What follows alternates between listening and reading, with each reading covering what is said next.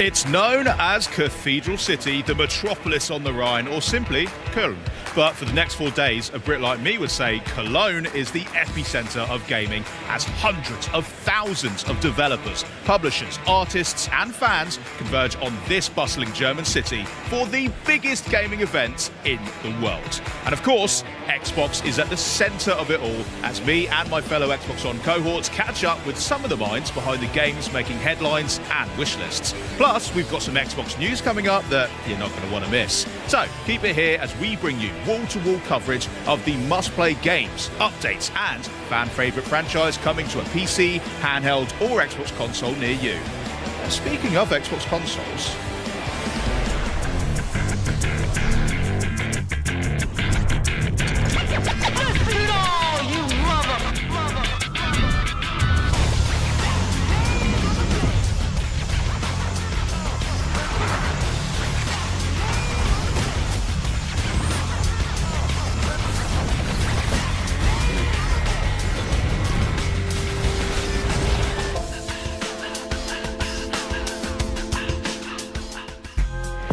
back at the Xbox Showcase in June, one of the many cool things that we unveiled was the Xbox 25th Anniversary Collection, with a translucent green Xbox Series X and Xbox wireless controller. And this limited edition collection celebrates 25 years of Xbox. Time flies. But since then, I think it's fair to say that fans have been eager to learn how to get their hands on these. And today, we're excited to share more and also give you a closer look at what makes this collection so special. And joining me now are Scott Van Vliet, our Xbox Chief Technology Officer, and Carl Ledbetter, Head of Design for Xbox Devices. Welcome, guys. Welcome to Gamescom. Henry, thank you for having us here, man. Yeah, thank you. Absolutely, it's my pleasure. And Scott, in particular, welcome to Xbox, because you only just joined us a few months ago as our first ever CTO. Why don't you break down for us, what does a CTO actually do? Yeah, well, first, I've been a fan of Xbox since day one. Owned the original console, was an early beta tester of Xbox Live in 2002, and spent many hours getting kudos inside of Project Auto Racing, getting my butt kicked and getting pwned in campaign or Combat Evolved, and playing games like Hunter, The Reckoning, and all other types of games like Morrowind and others that spent countless hours playing on this device. So to be here as a CTO of Xbox is just an incredible honor and an incredible opportunity. Now in that role, I'm really a maker, if you think about it. I started my career as a software engineer and a builder of devices. But really, I'm focused on making and building great experiences for our players. And so that includes building the hardware that Xbox produces, as well as the software that runs on our devices, the developer ecosystem and the platforms that developers use to publish their games and their technology on our platform. So really kind of the end-to-end system that helps bring value to players. Amazing, yeah, so very much a connective kind of tissue that helps all the teams communicate with each other and just deliver great games on great devices for everyone. That's right. Awesome. Carl, you've been here a little bit longer, right? I've been here a little while, yes. Yeah. You come with the furniture now, I think. Yeah, yeah, I think I need my own anniversary edition. But I will say one of the things that, having been at Xbox since the beginning, like one of the first products I worked on was the design of the controller S. And this was in response to the Duke. The Duke is awesome. I know many of you out there love the Duke. It's very endearing. I got big hands. It's perfect for me. Bingo. So the first challenge we had was how do we get the controller to fit in more hands? So the response to that was designing the controller S. That's where I started. I really love the fact that, because I remember when there was more deep dives on the Series X and S wireless controllers, that a lot was made of how much data was captured just to make sure that it fit even more hands. So the fact that that's like a through thread since the beginning of Xbox is really cool to see, and something that's continually iterated on. That's awesome. Well, before we dive in and learn a bit more about this incredible collection, Scott, you've got something you wanted to share? I do, Henry, and I'm really excited to share that starting tomorrow, our fans will be able to pre-order the 25th Anniversary Collection of our device. Amazing, let's go. Okay, yeah, very nice, awesome. Very nice. Right. But there's one more there's a little bit of additional details there. Yeah. In addition to the pre-order tomorrow, some of our most loyal fans would have already received an email this morning with early access to pre-order starting today. No way. Where was my email? Yeah, you should check. Oh, okay, later. We'll do that later. That's amazing news. So check your emails as well at home. Maybe you're one of the lucky ones, but if not, check back with us tomorrow, and you can get your own one of these. Which, yeah, I'm gonna have to do that. Is there anything else as well that is particularly exciting about this collection for people that are pre-ordering? There's one more fact to share, Henry. In addition to the console and the controller being included in the collection, pre-orders will include a copy of Halo Campaign Evolved in the box. Yes, back where it all began. I mean, I love Halo. I love the controller too. Is it possible for someone to be able to purchase just the controller on its own? Absolutely. Again, starting today, customers and our players can choose to pre-order that device, the 25th anniversary special edition controller, starting today. Nice. I think I will have to, because I want a second one to go along with the console itself. Unbelievable. Okay, everybody clear your calendars for tomorrow to get your pre-orders locked in. You don't want to miss it. But why don't we talk a bit more about this just stunning hardware. Like, well done, guys, by the way. First, Scott, why don't you tell me a little bit about what were the inspirations behind the anniversary collection? Well, there's a lot that went into designing this box, and actually, I'll hand it over to Carl, the team who actually worked on it and built it. All right, thanks, Scott. So we put our heart and soul into this design. I mean, going back 25 years, it's a pretty special moment. We wanted to create a product that was reflective of the journey we've been on with players over the past 2.5 decades. And so we started with the material. So the Xbox, the original Xbox limited edition console was in this exact same translucent green resin. And so we worked with the engineering team, we matched the resin, and we found a way to actually mold it on the console, the Series X25. And we've never done that before. No, so we're kind of cool.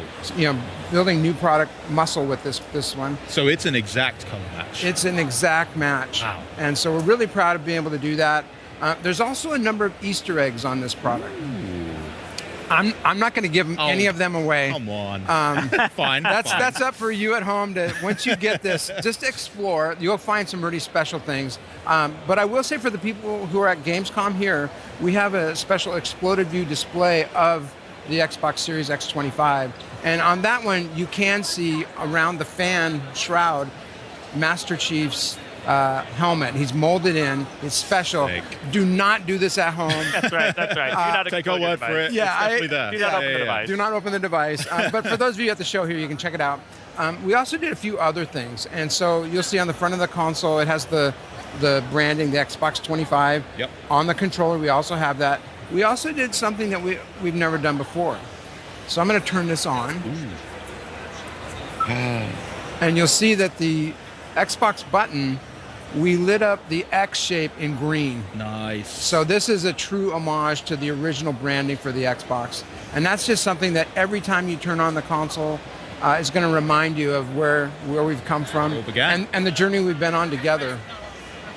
Can I talk a little bit about the controller? Please do. Okay. I'm not going to stop you. Yeah, the team just went all out. So, we talked earlier about the controller S design. So good. How to make it more comfortable. Yeah. Well, that was a lot of inspiration there. So on the controller, you'll see the ABXY colors are the same: red, blue, green, and yellow. It has the branding, the Xbox 25. On the back, I don't know if you can see that, we have the original Xbox logo. That's nice. Yeah, so that's printed on the back. And then for those of you who know, the controller S actually had the ABXY, but it had the C and Z buttons. They were white and black, and those later in life on the Xbox 360 became the bumpers. So what did we do? We made the bumpers in that same black and white. It's like pulling on my heartstrings. Yeah. Like literally bringing me back 25 years. It's awesome. Oh, it's so wonderful. Cool. So that's just some of the design details that we did. We actually did one more thing. Oh? Never before done. So this console, each one will be laser etched and numbered. Unique. Yes. Yeah.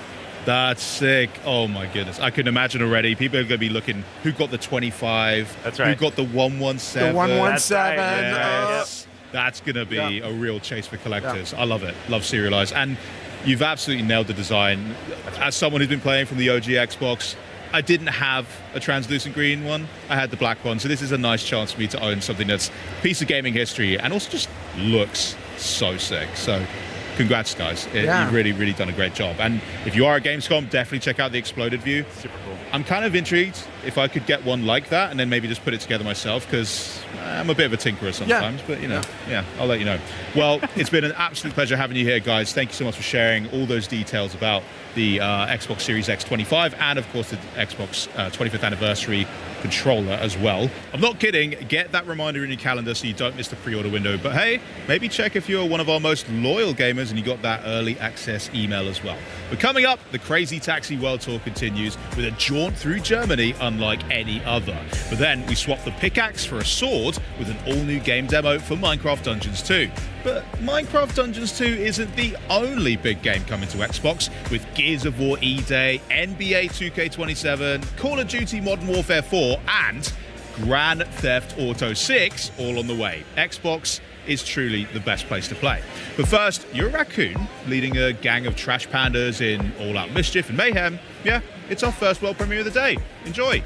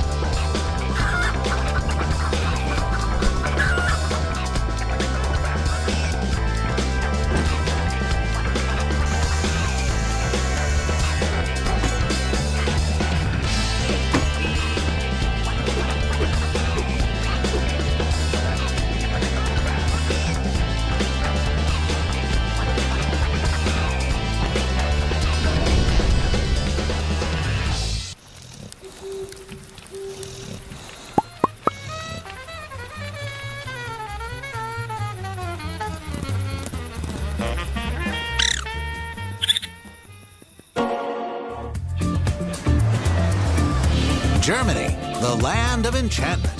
From the moment you land, you'll be met with breathtaking views, fairy tale vistas, modern amenities, and cities full of historical charm.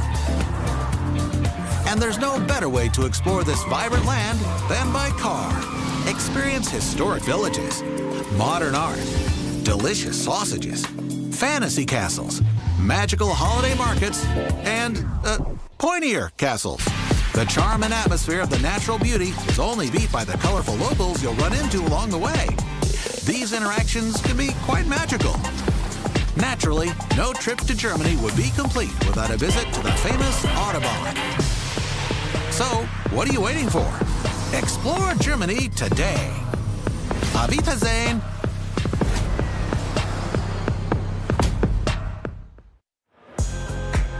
Welcome to the home of Minecraft Dungeons 2 at Gamescom, right here at the Xbox booth. It's a beautiful scene with the seasons changing as fans wait their turn to get hands-on with the demo. You can see the booth is celebrating the brand new dimension for Minecraft Dungeons 2 that was announced last week, known only as the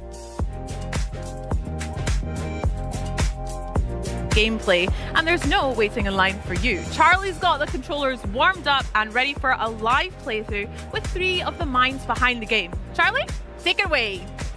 When it premiered back in 2020, Minecraft Dungeons was called the perfect introduction to dungeon crawlers for beginners and a breezy adventure for veterans, and a great couch co-op too. So here to bring us the next chapter in Minecraft Dungeons, please welcome Minecraft Dungeons 2 Creative Director Mons Olsen, Executive Producer Andreas Skoglund, and Production Director Nathan Rose. It's lovely to have you here, guys. Collectively, how are we doing? Thumbs up? Doing Great. so good. Thank Really you. good. Yeah. Thanks It's for great having to be us. here. Amazing. Right, so Mons, I'm going to come to you first, and I'm going to ask you potentially the most important question of the whole day, okay?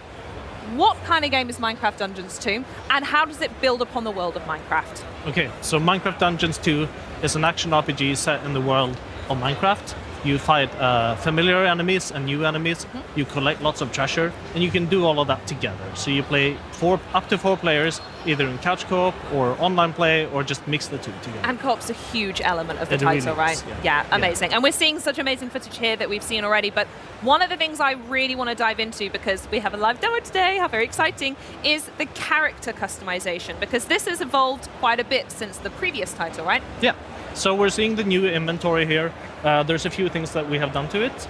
The armor slot has been split up into 1 from the first game, into 4 slots. Love helmet, that. chestplate, leggings, and boots to Just match like Minecraft? regular Minecraft. Yeah, and just more loot gubbins to Exactly. pick up. More loot, Yeah. more ways to customize. Exactly. We've added a new item slot called talismans. And talismans give you passive bonuses that specialize you in a particular playstyle. So if you want to customize your playstyle, you equip these. You see that some of these have experience, so if you go up to one of the equipped ones, they level up with you. So as you play the game, okay. as you invest more time into it, these talismans upgrade and become stronger.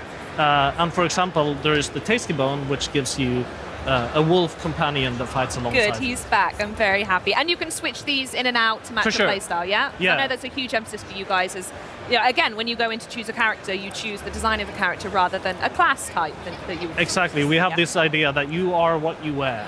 Oh, I love that, Mons. That's yeah. beautiful. So Nathan is going to go upgrade some of his loot at the blacksmith. Some of these have slightly lower item power, so if you just want to bring them up. Beef them up a bit. And at the blacksmith, you can also the gear spawns with random effects, and you can swap those out as you like. Okay. So you can spend this special currency called the Echo Shards to re-roll your effects that you have on your gear to specialize your character. So you can still grind for like the legendary style, like the look of the loot that you want, Sure. but then you can come back here and refine it with this additional currency. right, yeah. Wonderful. Okay. So what are we going for here? What are the options? I think we have a build that has a little bit of everything set up. Okay.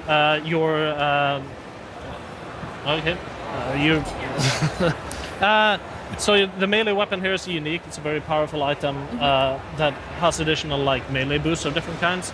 You have a set of feet that buff companions, so things Okay. like the wolf. Yeah. Do you want to go look at some enchantments, Nathan? Ooh, Yes. yes, definitely. So talk us through the enchantments. If there's anyone who hasn't played the first one, how does that work in the world of Minecraft and Minecraft Dungeons? Right.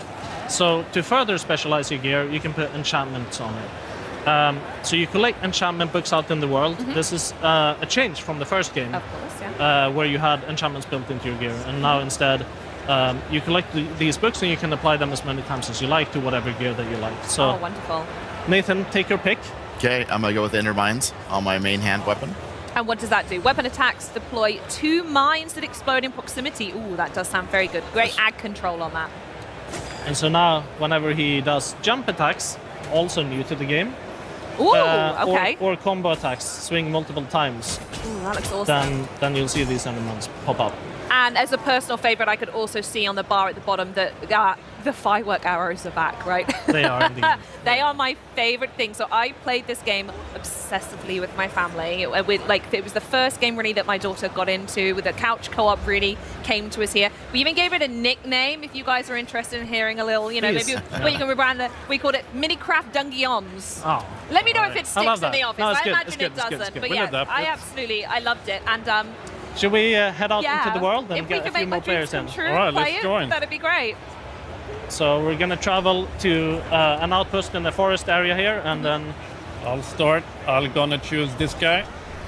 Beautiful. Okay, and me. Charlie. Here we go. I'm going to go for you. Lovely. I'm going to pick a character as well. Beautiful. And here we go. Very quickly, that map was an interesting thing. Instead of going onto a specific place, the table, choosing a mission and moving over, this interconnected world is brand new, right? Right. Yes. Yeah, absolutely. Andreas, actually, do you want to talk us through any of the other new elements that are coming along? Sure. So what we did is that we took the original Dungeons 1 and we listened a lot to the community, what they loved about it, and we smacked a big old layer of freedom on top of it. Love that. So we want for Dungeons 2 that players have the freedom to play the game they want to. So Mons talked about, you are what you wear. So depending on how you equip, you can play the game you want to. Oh, my loot's in the sea. I'll get that later. And also you Well, you'll have find the freedom to explore. Because Okay. our world is a big interconnected world. So outside of the core quest line, you can do a lot of things in procedural generated dungeons and whatnot. And lastly, we also want dungeons to be, you have the freedom to play it with your friends the way you want to. So we put a lot of emphasis on building out our co-op feature set. Absolutely. I mean, you had such a huge community that came along. I'm going to nick that TNT, by the way. From the first game, millions and multi-millions of people played. So what was it like to build upon that foundation when it came to the sequel? Well, the beautiful thing about working on a sequel is that you can listen into what the players loved about the original and use that as a guiding star when you build a game. So really, we wanted to tap into all of those things. Is there one feature in particular that fans were really, really wanted the Mons most? mentioned it. We Oh, jumping dear. is a big one. I've got you. Someone But protect all in me. all, we Thank really you. want the game to be approachable for new players to the sub Minecraft genre here, but also have a lot of depth to returning players. We have actually the mini inventory that we could show off. The which mini is, inventory.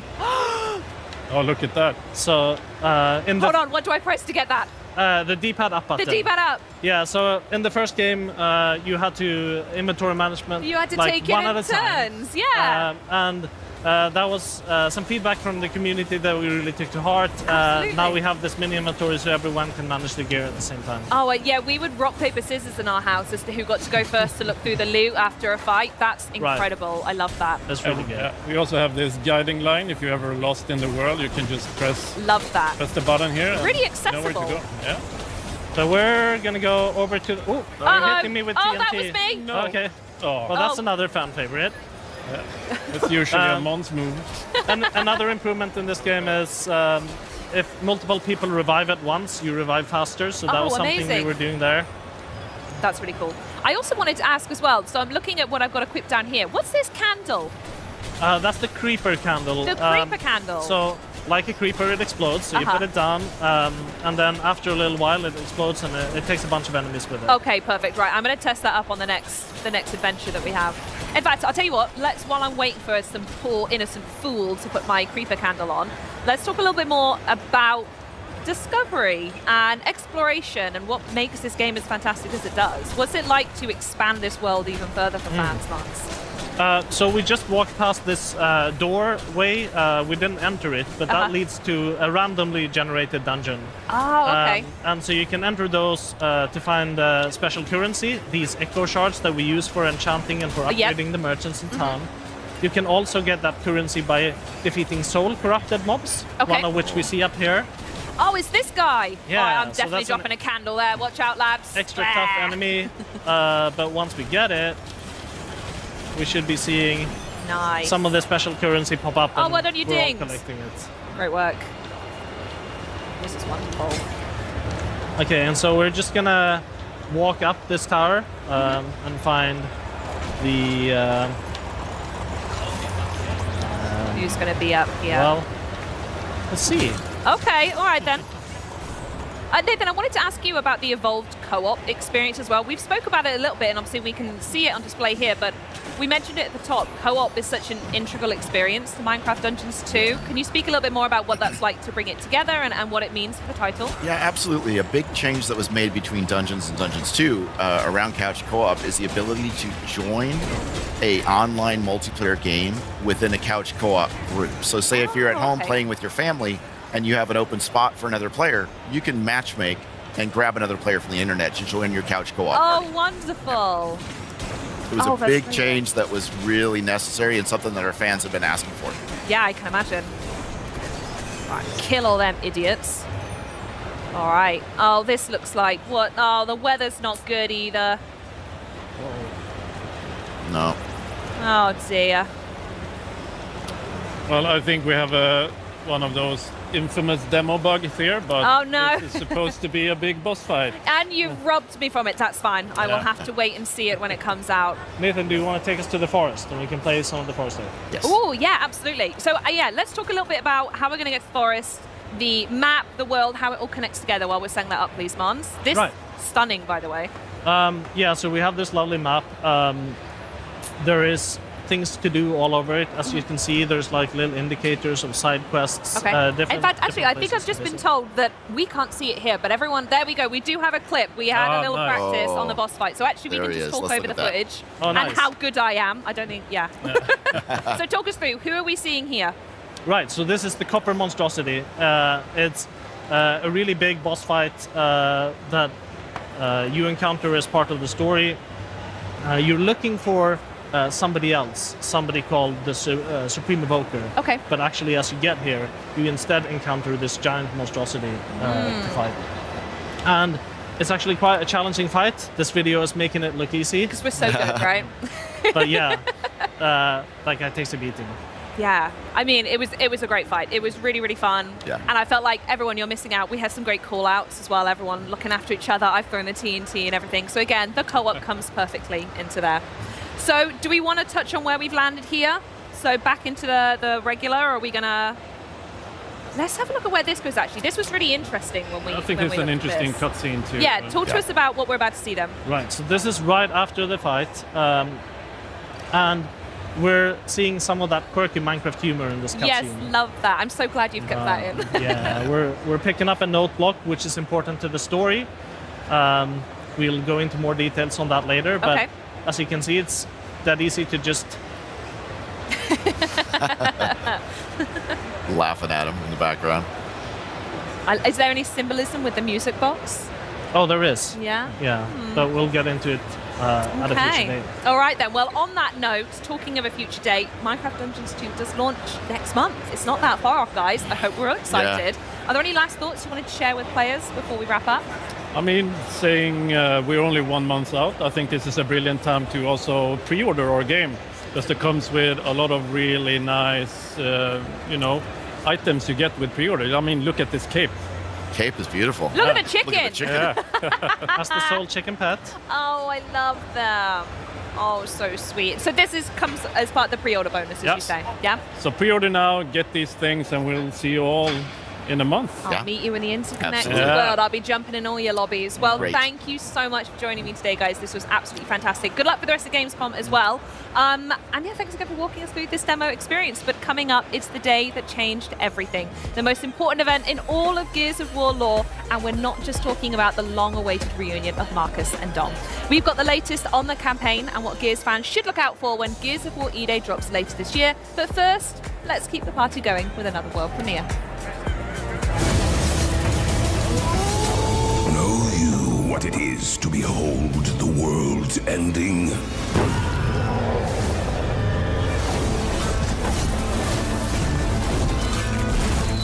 To know the hour, the blood, the flame? I do. Odin is waiting in Asgard. You shall be my final wager. To save the 9 realms. Wield the powers of the gods. Twist fate with the throw of your dice. You are the last vanguard against Ragnarok. The defenders of... Huh? Oh, it's hard to do it alone? Then rise in Valhalla. Gather your brethren and fight together.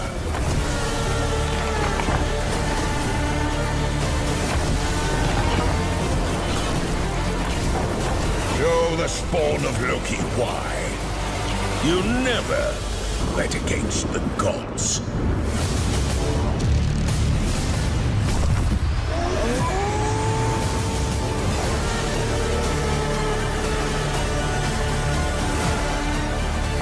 Well, it's a a big year for Xbox, and we've got a lot going on here at Gamescom. We're celebrating 25 years of gaming, which is apt as we've got 25 games on the show floor here and more than 40 games in this show for all of you at home to enjoy. We've got hands-on gameplay and looks at some of the most iconic franchises in entertainment. And here with me today is Xbox's expert on the next generation of new tech. Though I think I prefer him by his other title, Master of Beards, none other than Jason Ronald himself. Welcome, Jason. How are you? I'm great, and I'm so excited to be here at Gamescom. Thank you so much for having me. No, of course. You've been to quite a few now. Is this number 10, right, for you? Yeah, I love coming to Europe, and not only is it Europe, but Germany is so important to everything that we do. And so, it's, as you said, it's a really exciting year here for Gamescom, and we have so much going on. Last night at Opening Night Live, we showed a new set of footage for Gears of War, which I'm super excited to play in October. We announced our partnership with CD Projekt Red to bring The Witcher 3 to Battle.net. But ultimately, for me, the thing that makes Gamescom so special is just the fans and the community. This is what has made Xbox special, and just to be here in Germany to celebrate with the community and all of these great creators, it's just such a great time to be at Xbox. You're so right. We've got a lot to celebrate tonight at FanFest as well. Looking forward to that. Exactly. FanFest is one of my favorite things to do. It started here in Cologne, and it's just going to be great to spend time with the fans tonight. 100%. Can't wait. Now, speaking of the fans and also the community, there's a lot of players that take obviously great pride in their gaming collection, especially here in Europe. We know that Xbox players have stacks of physical games. I like to organize mine alphabetically and have a couple of collector's edition, Doom Slayer and Master Chief looking down, guarding all my precious loot. Yep. But there has been a lot of conversation lately around ownership and also rights to the games that you buy. So Jason, what do you make of it all? Yeah, very similar to you. Like, I have a large physical collection. I have my own collector statues. Heck yeah. So today we're bringing a new feature to bring all of the benefits and the flexibility of digital to players who have physical games. Because players have built their libraries of games with Xbox over the last 25 years. Many players, some have bought physical discs, some have bought their games digitally, and many of these games work across multiple generations. And even as technology changes and formats change, your library shouldn't. We have so many special memories tied into our libraries, the moments you've played with your friends, and we want to be able to bring those forward. And that's really about our commitment to game preservation. I mean, that sounds great. I really love the idea of your libraries moving forward with us, but can you maybe walk me through it a little bit? So again, I've got a physical game copy on my shelf at home. What do I actually do with it? Yeah, it's really, really simple. So most Xbox One and Xbox Series X titles support this. So all you have to do is just put the disc into your console. You'll be prompted to redeem a digital license, and that digital license will be tied to your account. And so now you get all of the benefits of digital. So you don't have to put the disc into your console to play the game. If the game supports Xbox Play Anywhere, you can easily play it across multiple screens. And you can even do things like cloud streaming, which you never were able to do previously from a physical disc. Wow, I mean, that sounds sick and also really straightforward.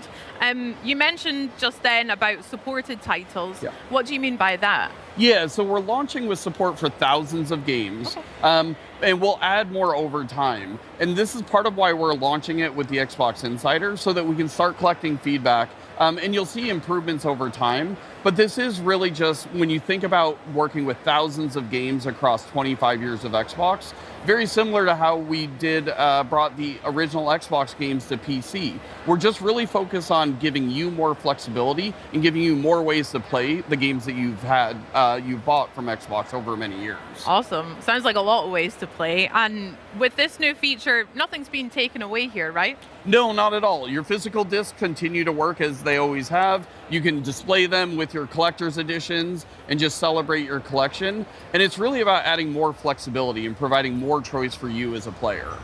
I mean, I love that. You mentioned having a collection that spans loads of years. I know for sure I've got a game or quite a few that I would never ever want to get rid of.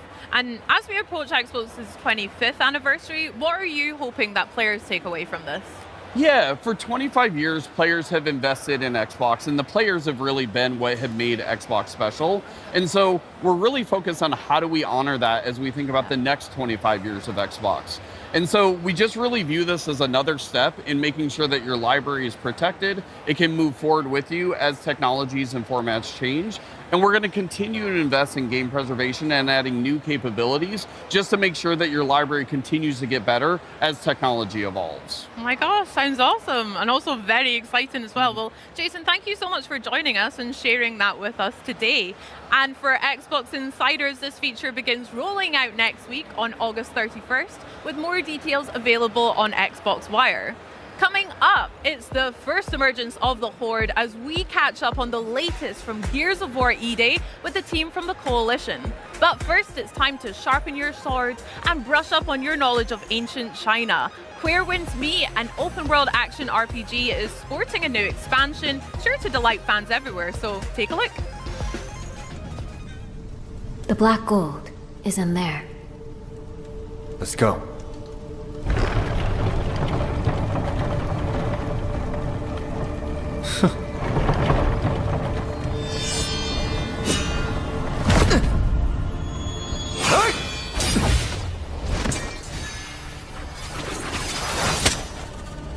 At last, I've got you.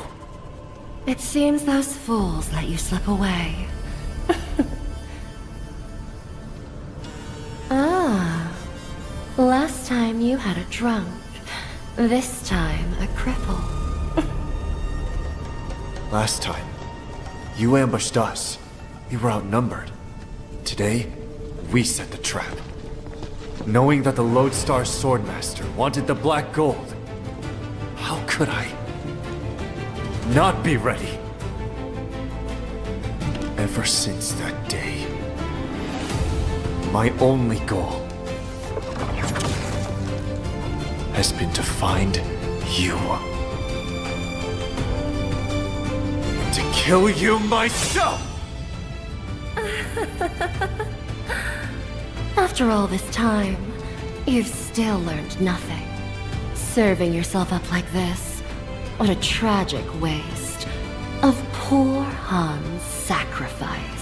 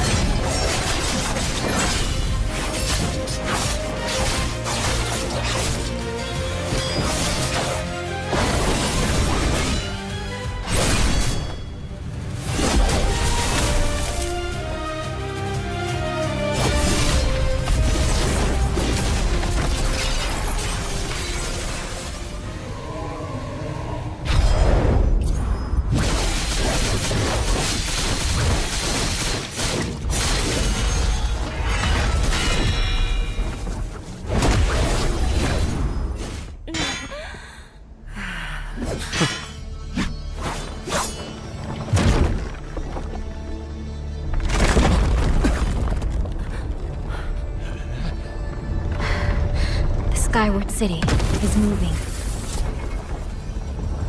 Artificers, what do you want? Huh? I see now.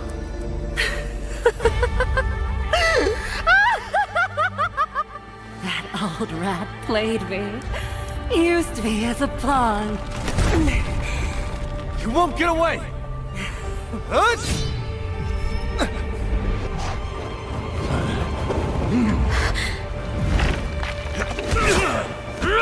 If we take flight, the black gold will destroy the city.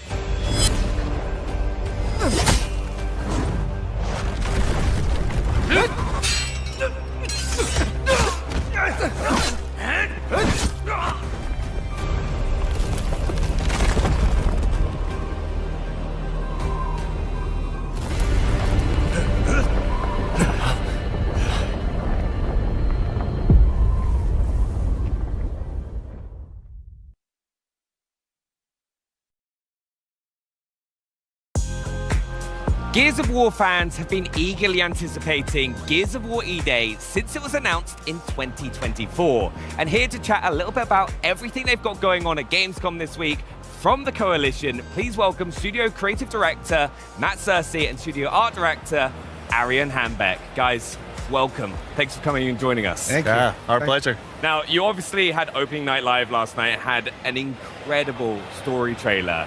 Can you tell us a little bit about that? Yeah, that story trailer, obviously, when we craft trailers, it's a bit of a love letter to the game, to the fans. And with that story trailer, we really wanted to show off some new elements from the campaign we haven't been able to share yet. Obviously, Vrak at the beginning, but also our story is about, the origin story of Dom and Marcus and Bravo Squad, but there's so many more characters in our story, and they all have character arcs as well. So we got to show a bunch of people that are there fighting alongside you in E-Day. Yeah. Now, you mentioned Vrak, right? Can you tell us a little bit about him? Because he looks mean. Yeah, he definitely is, yeah. So Vrak is a Locust commander, in the Locust army. If you look closely, you can see that he's got a lot of shit going on his face. He's missing an eye, he's got burns on his arm. So all that happened during the Lambent Wars. So he's seasoned. He has kind of a private army that follows him around called the Scorched Legion. Yep. So they're, into self-mutilation. There's lots of really dark, kind of nasty stuff that they do to themselves and to the citizens of Sarah. And I think overall, Vrak just represents, he's like the personification of the brutality and the actions that they do. They just want to kill everything they see, including the squad. Yeah, he honestly, when he was just pouring that emulsion over people, I'm just there like, that's horrible. Yeah. But also, there's some of the weaponry and stuff that comes from that squad that's so fun to use. Absolutely, yeah. Now, campaign is a huge focus here at Gamescom. We've got it on the booth over here. Can you tell us a little bit about what people are going to be able to play when they come and play on the booth? Yeah, for sure. So we have a little bit of our beginning of Act 2. So it kind of starts the morning after E-Day. The squad has just come together, armored up, and they get sent on their first mission. So we get to play a bit of that. It's got this classical kind of Gears. You're supporting another squad, going toe-to-toe with the Locust. And it's actually a subsection of the campaign preview that we just got to see get released online. A bunch of video and press coverage of that came out, which is a little bit larger. That goes a little bit past what we've got on the show floor, but everybody here gets to get their hands on it. They get to hang out with the squad and some fun new characters as well. I actually had a lot of fun this morning watching people like Shadows and Hollow who were playing early, and I was like, it looks so good. But all through the background of this mission, we can see a lot of the kind of details of the city of Kelowna. Can you tell us a bit about what people are going to be able to see around the world to kind of really help build that environment? Yeah, absolutely. So for the first time ever, you're playing a Gears game in a city that is alive. Yeah. Every other game has been destroyed. Everything's been destroyed. So that provides some really interesting opportunities and challenges. We really need to think about what was happening in the place when this event happened and life just got suspended, in one shot. So I think fans, when they play the game, they're going to be able to... There's lots of storytelling, from something simple as a piece of paper on the ground, what's written on it, to there's a meal that someone was eating when the Locust came out of the ground.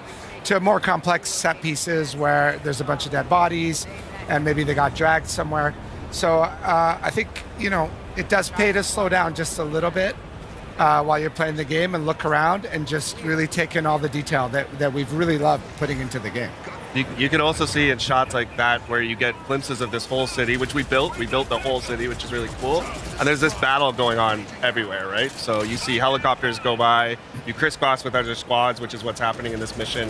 Just this kind of vibe that there's always a battle sort of raging across the city and you're just weaving your way through it. Yeah. I think also one of the things we do have to touch on, and you'll see this throughout the gameplay you're watching, it's like the destructible environment. It looks incredible. Yeah, for sure. Gears has always had destructible cover in it. We've taken it to a few different steps here. You see some larger buildings come down at different moments in the game, just to make you constantly realize that not only is the immediate area around you, having a battle in it, but the entire city, whether it's a block away, you can hear gunfire, you see a building come down, you see a little block of a street go down. It's all happening live as you play the game. Now, everything we're watching right now is single player, but Gears fans always want to know about co-op. Yeah. Can you tell us about that? Yeah, of course. So co-op is near and dear to our hearts. I think it's one of the unique things that Gears has sort of woven into every part of it. Our story is about squads overcoming the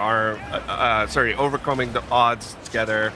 We've got modes like Horde Siege that are about multiple squads of 4 coming together. Of course, we've got PvP, which is 4v4. So campaign's got 4-player online co-op. Amazing. 2-player split screen on console. All 4 players in the squad are playable, all 4 characters.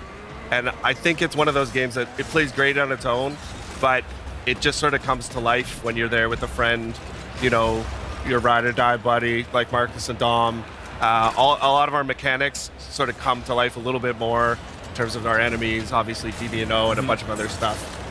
It's a great experience. Yeah, you see it a few times, like if you get downs, like Dom coming to save you and stuff like that. Yeah, different kinds of it, right? We have the rusher enemy that'll pin you, and he'll be on top of you so your buddy can come and stab him in the neck, or if you're playing with someone real, they can shoot him from far away. There's all sorts of examples like that. Yeah, I'm so excited to hop on with the rest of the Xbox One team. There's all 4 of us kind of flying our way through. It's going to be a lot of fun. But one of the other things in what I really like about Gears is there are multiple ways that you can approach scenarios. Like this is a bit more of a linear mission that you've said in the past, but what ways are people going to be able to approach different situations they're going to come across? Yeah, so this is definitely a little bit more of a linear mission, but even within this mission on this bridge, we've added a bunch of verticality to the game. It opens new flanking routes, you can climb up cars and trucks. And then this mission specifically, at the beginning of Act 2, is sort of leads into this other part of Act 2 on the other side of the stadium that you catch a glimpse of in our campaign preview, where the world opens up a little bit. We give you access to multiple city blocks. There's a bunch of battles, like I said, going on different corners. You're always on your main objective. And we also add some new mechanics to the campaign. So we have our weapon mod system that people got to see in Horde Siege, and that actually gets introduced as you play through the campaign. You get to find new mods and craft your own weapons and really invest in the gameplay sandbox. Yeah, now this is actually something I got really excited about when I was watching through the gameplay earlier as well, is what kind of mods are people going to be able to get their hands on, and how is that going to impact the weapons that they're using? Well, it's a variety of mods, and some of them do little tweaks to the weapons. They change the clip size or your range, so you can just tweak it to your preference, but some of them are full-on attachments, you can take a Nasher and slap a bayonet on it. Yeah, so it's been really fun exploring, when you use an attachment, some of them have visual representations on the gun, some of them don't, but you end up seeing people with different attachments. The guns can take a little bit more personality, and you start to understand how people like to play and what they like to do with their guns. Yeah, I also like it goes for the gear as well, isn't there? Absolutely. Yeah. And how are people going to be able to find those kind of mods to upgrade their equipment? In the campaign, that's where the open sections really sort of come to life. There's a variety of ways you can get it. It pays to explore this game. Arian was talking about there's a ton of environmental storytelling, but we've also hidden stuff around the world, collectibles, mods. We also have side objectives in some of our campaign missions where you can stop to help somebody optionally, another set of gears, some people that are trapped, and you get rewards for those as well. So it's really up to you. If you want to mainline it and do the main objectives, that's cool. You'll find some mods. If you want to fully explore the game, you'll find even more narrative tidbits. I'm really excited for that because you can just spend that extra time discovering the world if you want to. There's good surprises out there. I'm looking forward to finding them. Now, we've just had our first look at the Boomer, and he is way bigger than people may be used to. Yeah, he's massive. There's actually a Boomer on the show floor here that people are taking pictures with, and you stand next to him. So in the game, the Boomer's 9 feet tall. This is quite a bit bigger than the Boomer's traditionally been in Gears. This goes back to this idea where we wanted to take the things people remember and amplify them a little bit. Yeah.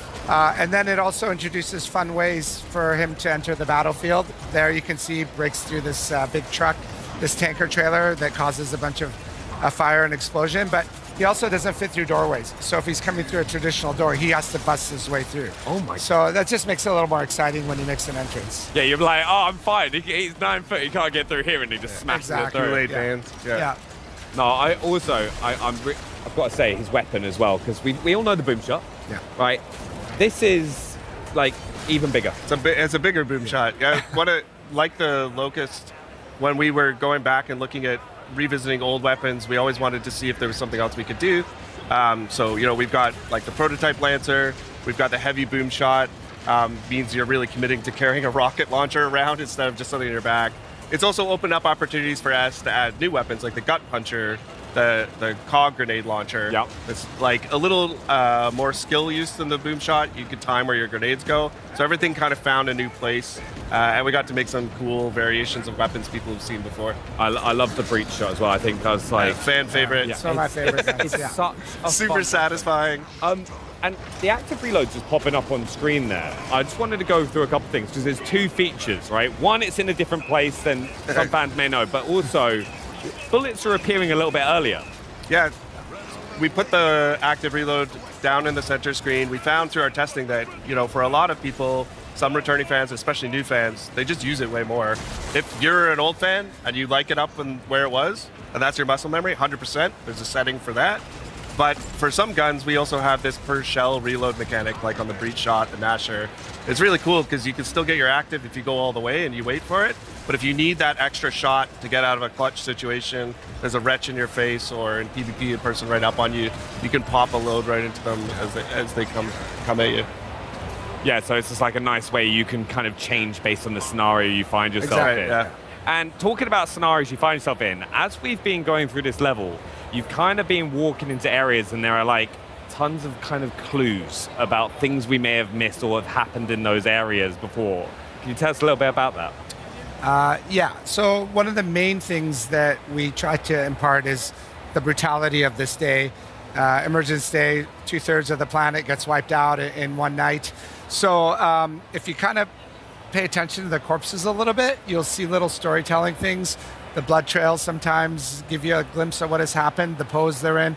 So there's a lot hidden in there to check out. No, I honestly, I'm so excited. A big thank you as well for you guys coming and joining us and taking us through Gears of War E-Day. What's one thing that you're most excited for fans, right, to see with Gears of War E-Day? We shared a little bit each time here. I'm really excited for people to experience the story. I think this is one of a great Gears story. It's all the classic vibes and some great new characters and some really emotional Gears moments tied in with all the brutality. I think people are going to love it. Yeah, honestly, thank you both for coming and joining us. I really, really appreciate that. Thank you. And now we are going to head over to Henry for more on Gears of War E-Day, the Gears of War E-Day experience that people have access to here on the Xbox booth. Well, welcome to the Gears of War E-Day here at Gamescom, where I've actually got artist Luke Priest with me to discuss the incredible eye candy is on display behind us. And thanks so much for joining us, Luke. Thanks for having me, man. Welcome to Gamescom. It's your first time here as well, isn't it? It is, yeah, it's really cool. It's a pretty special way to kick things off then, really. Yeah, definitely. Why don't you tell people at home what it is that you do? Yeah, so I'm an illustrator. I'm based in the United Kingdom. I've been working with the Coalition for many years now on all things Gears of War. Obviously, more recently, E-Day. That's kind of what I do.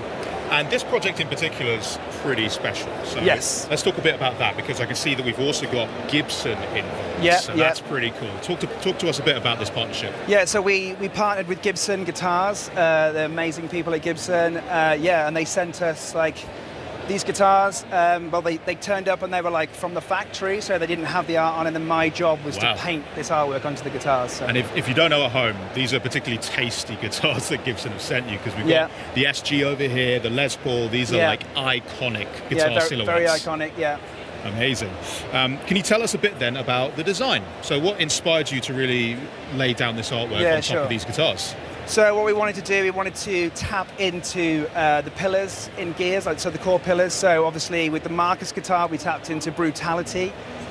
So that's like, feels quite violent and kind of visceral and like almost like, very kind of, like we tried to kind of cater it to the shape of the guitar as well. So like you can see like the blood splatter kind of flows across the guitar. You've got the kind of spinning that saw blade just fits right in. And the cog, obviously, which ties it to Gears. And then we've got the skull, which is kind of like shattered, so that adds that kind of violent, brutal feel. And then, obviously, moving over to the SG, we've got, this is like leaning into Dom. So this is tapping into the kind of pathos pillar. Okay. Which is like sort of more like kind of sad vibes and... so it's just like, and then we've got the angel wings, which is like the nod to kind of like the kind of Maria tattoo, and then that kind of flows to the shape of the SG. Yeah, it really like fits and forms into the horns there, which is such a nice detail. I mean, how long was this project end to end? Each guitar probably took about 40 hours from start to finish, so everything's obviously hand painted. In my studio at home. And honestly, like, it was just such an honor to work on this stuff. Like Gibson, like super iconic. I play guitar myself. I do a lot of work in the music industry as well anyway, so it like just ties in really nicely with that. So nice. Amazing. So yeah. But beyond the guitars themselves, and we'll get to the controller in a sec, I do want to tell people it's not just for show, because you can actually get your hands on either one of these amazing guitars if you head over to the Gibson Instagram page and you check out their announced post for more details on how you could potentially win one of these. And people here can also scan the QR code if you come down to the Xbox booth if you want to learn how to win one of these incredible, just beautiful pieces. You have brought something else along for us, because there is something else going on in the middle there. So what? Oh, you've got another one. Yeah, nice. So yes. This is a controller that I worked on. So I worked with the Xbox Design Lab on this. This is fully customizable as well. Sick. So you can like switch out the buttons and the sticks and stuff and make it your own.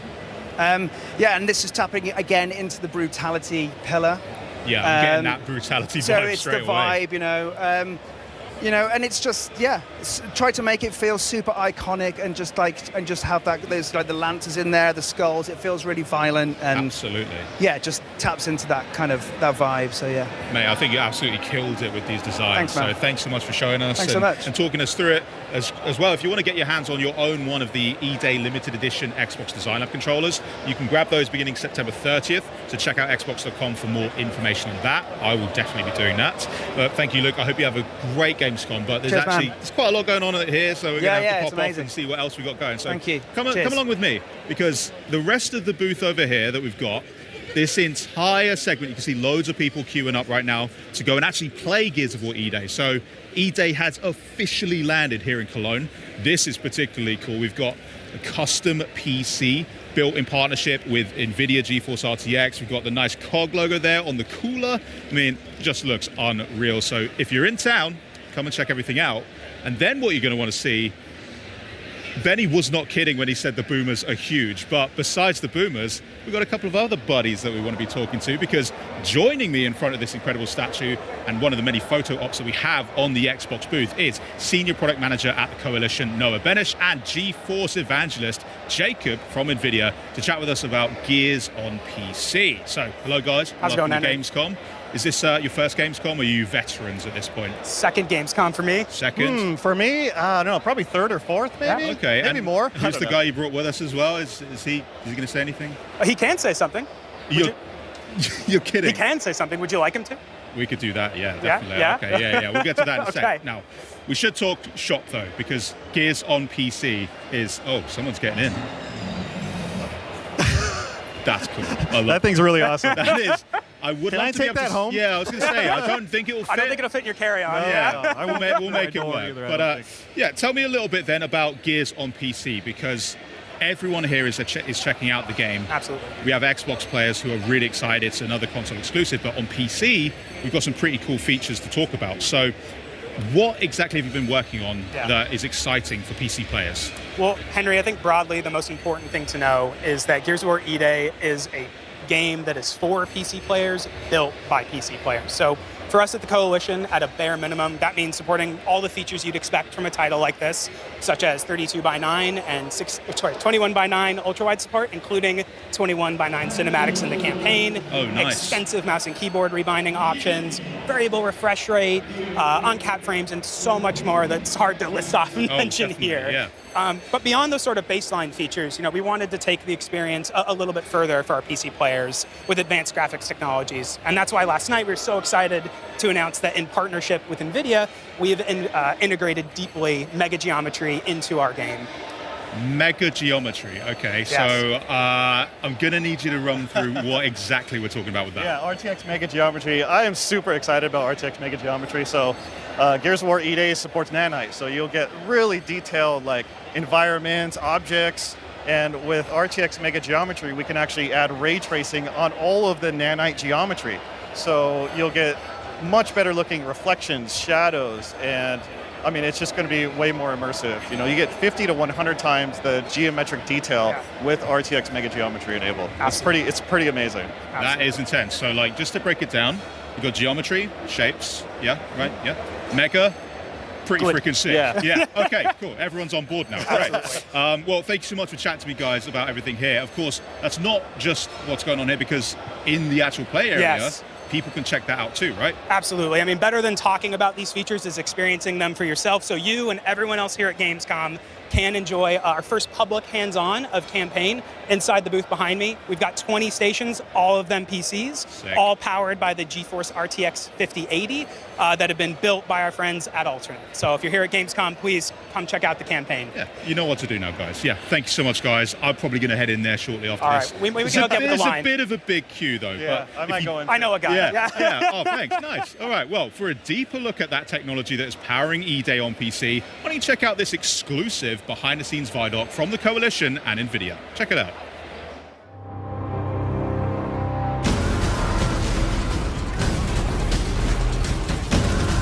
Gears of War E-Day is the next game in the Gears of War franchise. It's the story of Emergence Day. It's going back to the beginning, when the locusts first come out of the ground and start attacking. It is also a game that has been built from the ground up on Unreal Engine 5 with all new art and all new systems to push visual fidelity to a level we've never achieved before. Gears of War is probably best known as an Xbox franchise, but the PC has always been a very important platform that we're using to bring the most we possibly can to the game. The PC community is incredibly important to us. I, myself, am a PC gamer. I've been making PC games for my entire career, and we've built this game with a PC mindset. We're trying to push a lot of technology, high detail geometry, heavily using nanite and lumen. We're going to be one of the first titles to use mega lights.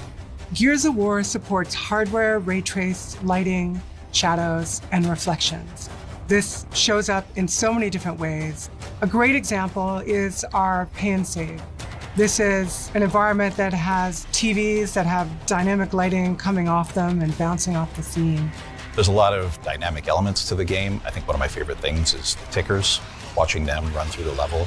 You have this little glowing creature casting dynamic shadows all over the world, casting real-time global illumination, but don't watch them too long, they'll blow up on you.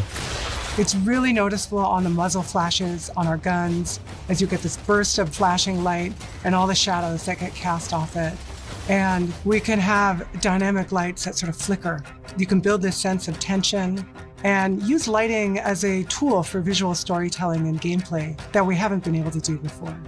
Real-time reflections is something that's very cool for us. We have some really cool elements in the game that are nice and shiny. As you shoot glass and see real-time ray-traced reflections and translucency, all of that is dynamic in real time, which of course you wouldn't have with traditional baked lighting techniques. All in all, ray trace lighting brings the dark, gritty vibe that we want to life in the game and really adds a level of realism and cohesiveness that's never been possible for us before. And on our ultra spec or our ludicrous spec PC settings, we push ray tracing even farther with higher ray trace samples, more rays, but also RTX mega geometry. We're going to be the first Unreal Engine title to show RTX mega geometry in our game. This is really exciting because we're a very nanite-heavy title, but there's always been a bit of a discrepancy between what's available for us to happen at raster and what's available for us to happen when we're ray tracing. Mega geometry allows us to use the same level of detail that we're using for nanite as our ray tracing basis.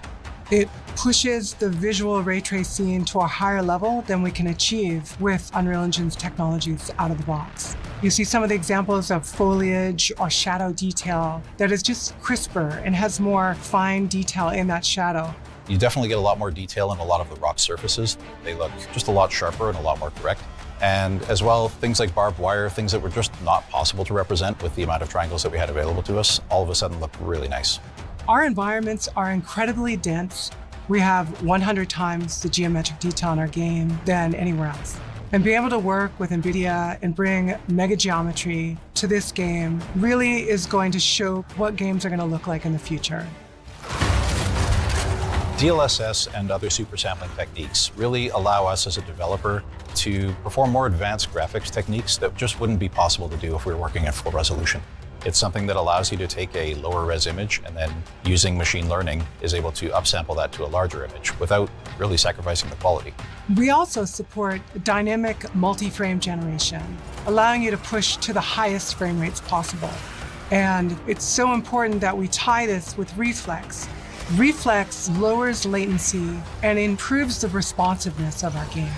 It's something we think is very important, especially in a multiplayer environment. We're a very competitive game.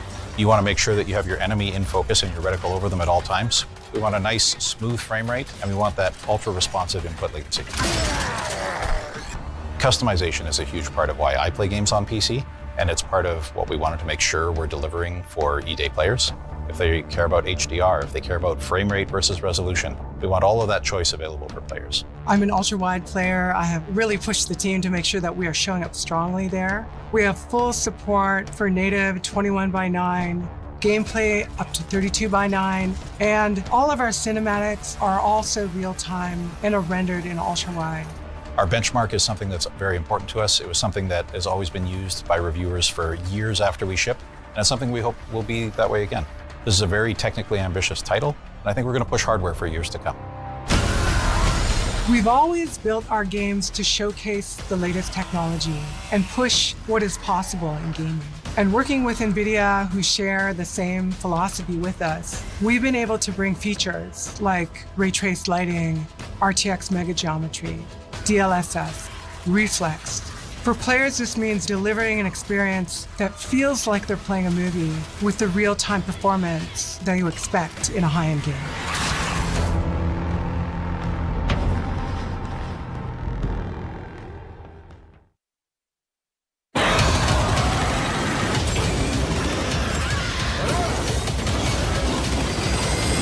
Welcome back. All suit systems are nominal. Atmospheric interference is causing data transmission issues. Proceed with mission.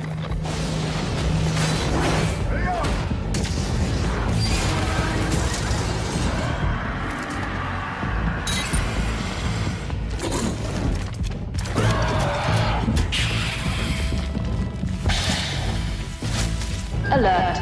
Power output unstable.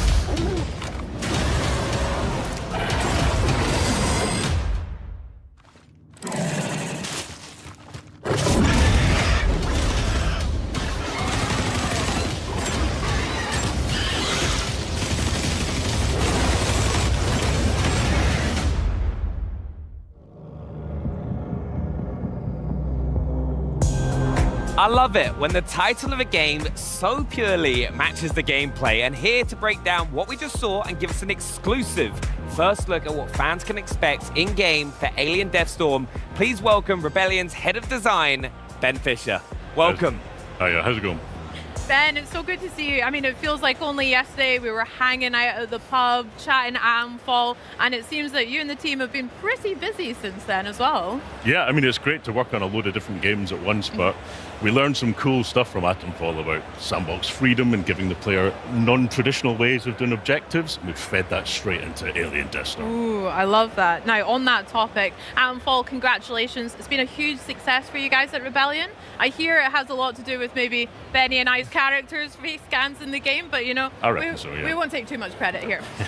You mentioned there about applying that into Alien Deathstorm. Can you break that down a little bit? What from the project have you brought over? What design elements can we look forward to? So the main thing is that for all Rebellion games, we value giving the player a clear objective and then sandbox freedom and how to achieve it.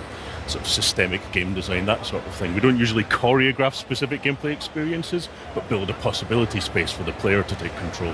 So exactly that same stuff has come across to Alien Deathstorm. The new challenge for us has been combining that with horror gameplay, because horror gameplay is normally quite handcrafted, but I think we found a secret formula that really makes it happen procedurally. It's very exciting. Secret sauce, very exciting. Nice. No, I'm really excited to see it, so should we get started? Wait a minute. No. Right, now I'm ready. What the heck is that? You'll find out very soon. There's a little bit hint in the trailer, but should we hop into and check some gameplay out as well? Let's do it. Let's do it. Oh, hold on. It will come up. Ah, here we go. Now, this is the Megastorm in full swing. What are we doing here? So you play as an engineer who's been called into an off-world colony. The colony's gone dark, there's no signals coming from it. You think you're there to do a repair job to help sort the colony out, and as you explore, you discover that people have gone missing, the situation's getting worse, you're trapped there, and it's a desperate fight for survival. Now, the game balances, like I said, the combat intensity of like a sort of horror shooter with investigation and discovery. So you're, as an engineer, you're kind of exploring the situation, finding out what's happening, and as you do so, the storm is tearing the place apart. So you're fighting to survive at the same time. Nice. Can you break that down a little bit further? The engineer's role, that's a pretty specific choice there. How does that come into play with gameplay? Well, we wanted to give you a framing that meant that you felt like a sort of an everyman doing your best to survive. So you arrive there with a load of tools, including this giant sort of hammer here, you know, to do a bit of percussive maintenance to try and get the place up and running. So instead of doing traditional objectives where you're told exactly what to do, instead we've got a system that we call Squire that you use to kind of diagnose the situation and figure out what's going wrong.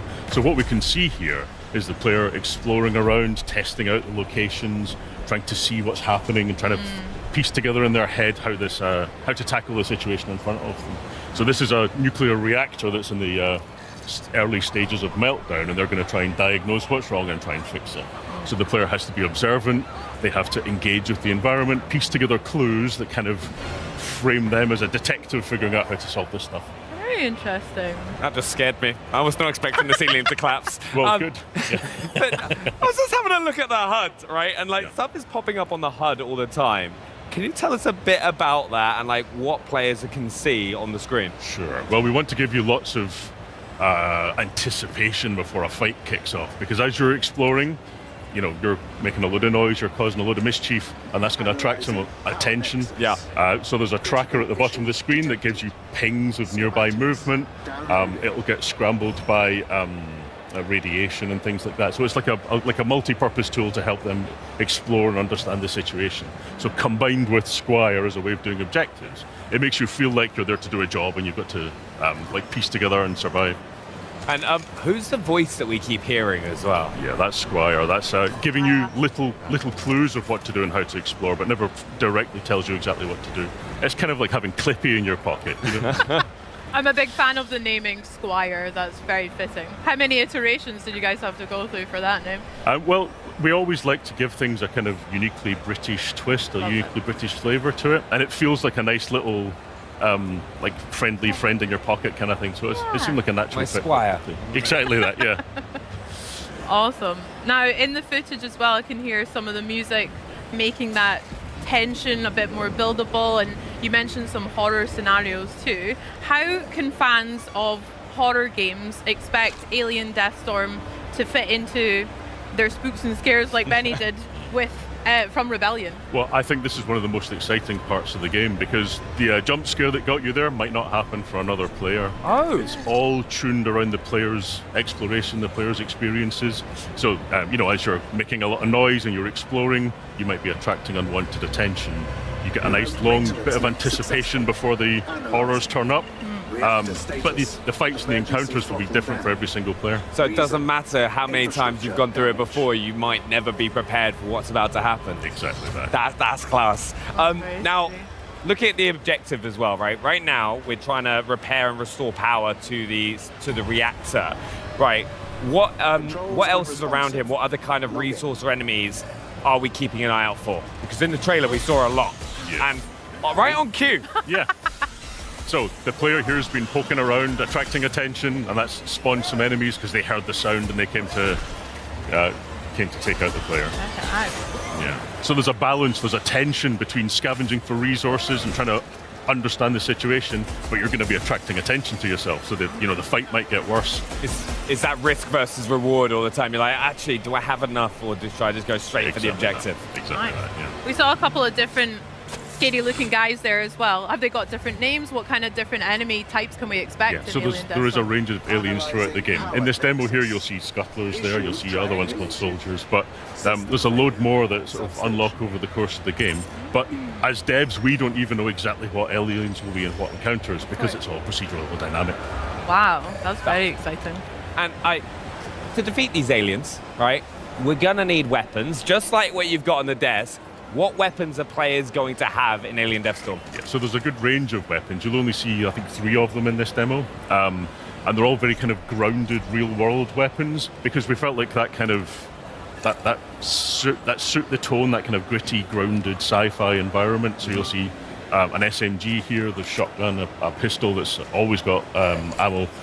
And you can upgrade and tailor the weapons to your personal playstyle. So as you explore, you might find things like a holographic sight to help you aim the gun, and you might choose that's your playstyle, you might prefer it. How does that actually work for weapons, the upgrade system in Alien Deathstorm? There's workbenches found throughout the game, and you sort of collect crafting materials as well, and blueprints for the various parts. Very good. Very fun. Do you have a favourite weapon that you want to talk about so far? I always love a shotgun. Nice. Shotgun. Can't go wrong there. So let's hop back into the world a bit, because Rebellion games have always had a great reputation for like exploration, discovering and looking around for like new attachments. How does Alien Deathstorm encourage players to venture off the beaten path, especially if you're going to be like potentially running into more aliens for doing so? Yeah, well, we strongly believe in player freedom, and like part of the fun of it is finding your route through the environment and choosing how to engage with it. So there is that risk reward, that balance of trying to find those resources and survive, but watching out for threats. So one of the ways that we tackle that is we try and make each environment you explore have a kind of internal logic to it. So this is like a space reactor, and I don't know about you, but I've never been to a space reactor myself. But we try and make sure it's got a kind of clear signposting, clear exploration, so that you can either explore everywhere for resources, or you can sort of get a quick understanding of how you're supposed to explore. But we leave it completely up to the player. I always love like going on exploring, because it's like on Atom 4, I spent so long trying to search for Morris's hairline, which is just, my character was made bald as bald can be. I don't know, it's pretty accurate.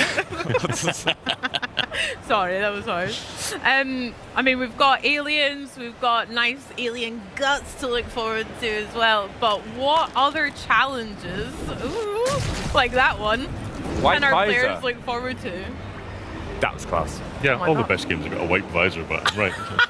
So you saw that there, but also if you're out in the storm getting pelted by the elements, you might have to wipe to be able to see what you're doing as well, which can lead to some really tense, exciting gunfights where you're trying to juggle visibility while shooting the aliens and trying to survive. So it's all about that kind of immersive, gritty, make you feel like you're really in the suit. Yeah. That was something about Atomfall that we really enjoyed, is collecting just everyday items that really grounds maybe the players, or especially for me, it feels like that. So having to deal with a lot of nuisance you wouldn't normally in real life or in video games is nice touch. Very good, Ben. It's also very helpful for putting together a cool trailer as well. Like, it's the perfect transition. Yeah, nice swipe transition. Now, Now, we've said this a few times as well, like, as we're getting into these fights and the weapons that we're using, what else helps make each encounter unique that you're running into? Because you've said a few times that you never know what's going to happen. Yeah, so behind the scenes, as well as the player kind of making a load of noise and exploring, we can fine-tune to encourage encounters in certain situations, to kind of build set pieces a little bit. You know, there's a balance between dynamic and making sure that you'll have those high points. But we absolutely don't know with each time what encounter you're going to hit. All of the spaces are designed so that no matter what kind of encounter you get in them, it's going to be an interesting fight. And as you blend different kinds of aliens at once, your strategy has to become much more complicated. I bet that must be quite a challenge when there are a variety of them around like this, swapping weapons or tactics, etc. Yeah, so a lot of the fun in the game comes from splitting the player's attention between trying to solve the puzzle of the environment and then having to deal with unpredictable aliens coming from every direction. Can we get into a little bit as well, like some of the equipment that you have access to? Because we just did a stim there as well. Yeah, so in this trailer here, you'll see stims and grenades as a couple of additional pieces of equipment you've got. There are more to come in the full game. You can also throw flares to light up the environment ahead of you. Nice. And like, kind of, what are kind of so right now, as we're kind of making our way through the level, what else should players be looking out for? Well, at this exact point in time, looking out for the alien that's jumping at the head. Okay, we've made it to the reactor as well, is that right? Very cool. So you never quite know when the fight's going to cool down, or if it's going to bloom back up and you're going to have to encounter more aliens, so you've really got to keep your wits about you. And in this space here, you can see that the tracker has, the scanner is noisy. Yeah. You know, so because you're near a reactor, it's messing with your equipment, so you lose a little bit of health. Yeah. So you're going to be unaware, like, exactly where aliens are going to be coming from. Also, with these big fights kicking off, what are some of the most effective tactics that players could kind of use to get those situations? Because you obviously want to kind of thin the horde down at times, so you can then go back to exploring the area. Yeah. So a lot of the time, like this encounter here, you can see that there's a fight has kicked off in this space, but the player can still do a runner if they choose to. So you've always got the opportunity to reposition and choose a best place to defend yourself. And you hear the aliens coming with a lot of notice before they actually arrive, before they start climbing down the walls and piling out of the air vents. So you've got lots of time to choose a spot that you think's defensible. Doesn't always work. That's very smart. Oh. Wow. That looked pretty busy there. Lots of enemies swarming us at once. You mentioned some tactics, but I don't know if I would maybe be up to it on my own. Would it be okay to ask Benny to give me a hand finishing those aliens off? Or? Well, one of the great things about all of the fights being dynamic is that if you play through with another player, you'll get a completely different experience again. Yeah, just Bex to just be making loads of noise, attracting all the aliens, and then I'd be having to clean up. It's a disaster. That's crazy. Egregious. We'll see how that goes, I bet. It'll happen on stream. Ben, thank you so much for sharing that with us. It was always a pleasure as well. Yeah, and remember, Alien Deathstorm drops spring 2027 as well for players. Lots to look forward to. Yeah. Well, enjoy Gamescom, Ben. And for us here, this year marks 25 years of Xbox. And for many of us who have been playing since the beginning, it's a special moment. For me personally, my first ever console was the OG Xbox that I got for Christmas. Back in 2003, I had Kung Fu Chaos, Project Gotham Racing, and Rayman 3. But playing Xbox games has actually helped me cultivate a whole bunch of my interests outside of gaming. The fact I was really obsessed with SSX3, the snowboarding game. That was class. So much so that I took up snowboarding in real life. So I'm very happy to be here celebrating 25 years too. I did that as well and then went face first into a hut. It was a disaster. But as we celebrate the last 25 years, we can also look forward to what is to come. Like the world premieres announced today, Chosen by Odin and Dumpster Gang. Plus, with the biggest games coming to Xbox like Minecraft Dungeons 2, Gears of War E-Day, Fable, EA Sports FC 27, NBA 2K27, Call of Duty Modern Warfare 4, and Grand Theft Auto 6. No matter where or how you game, the best place to play is Xbox. Now, to a throwback making a comeback, this next game is sure to make fans of Persona 4 smile wide. We've got a brand new story trailer as well as a deeper look at what fans can expect when the revival of this epic franchise drops next year. So take a look. So, are you getting used to it out here? There isn't much to do compared to the big city, but there is that certain something you can't get anywhere else. We bring you more details about the incident in Inaba, a small town shrouded in fog and mystery. The nicest thing about this town has been the peace and quiet, and now we're gonna be the center of attention. Police are treating this as part of a serial murder case. You ever heard of the Midnight Channel? On a rainy night, you look into a TV that's turned off. When the clock strikes 12, someone else will appear on screen. Really? An urban legend. Not even a kid would believe something that stupid. The time has come to open thine eyes. Call upon power within. So... no.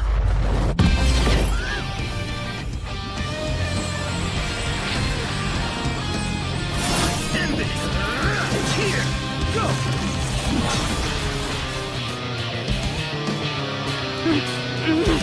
No! Who are you? I'm your shadow, and there's nothing about you that I don't know. I don't believe you. You're not me! Doesn't it seem like that world in the TV has to be related to Senpai and Yamano's deaths?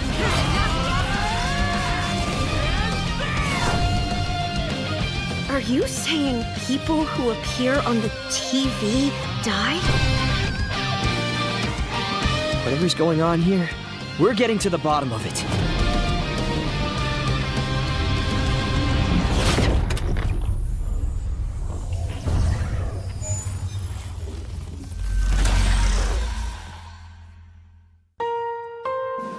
皆さんこんにちは。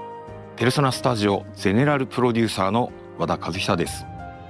先ほどご覧いただいたストーリートレーラーではペルソナ4リバイバルの新たな姿をご紹介しました。本作は静かな地方都市を舞台に連続殺人事件とそこで次第に明らかになっていく隠された真実を追い求める物語です。しかしペルソナ4は単に事件の真相を追うだけの作品ではありません。その根底にあるのは人と人とのつながり、自分自身についての真実を見つけていくこと、そしてそうした絆の中で紡がれていく人間ドラマを描いた物語です。Someone in town is definitely kidnapping people and throwing them into the TV.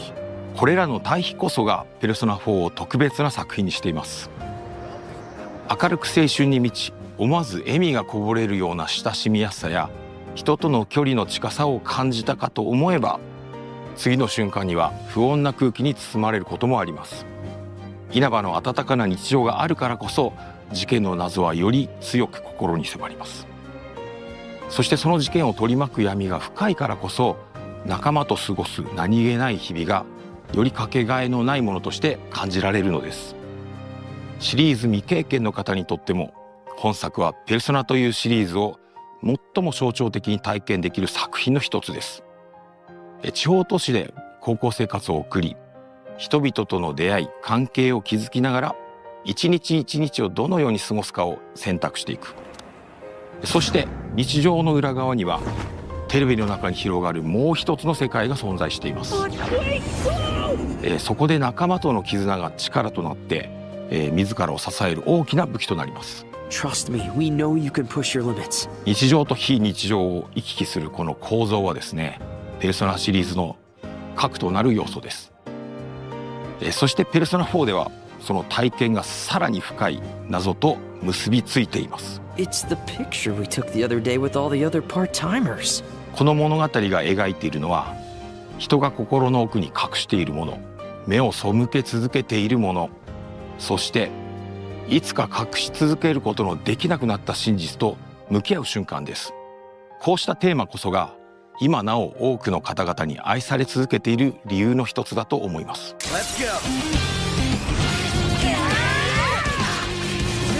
ペルソナ4リバイバルの開発を始めるにあたって私たちが最も大切にしたことの一つは、オリジナル版で多くの方が感じてくれたあの空気感を守ることでした。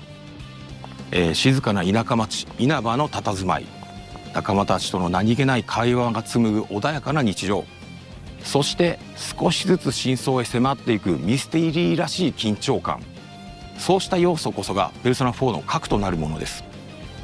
だからこそ私たちはその魅力の本質を大切に受け継ぎながら、現代の技術や表現によって当時感じていただいた体験をもう一度味わっていただけるよう一つ一つ丁寧に再構築しました。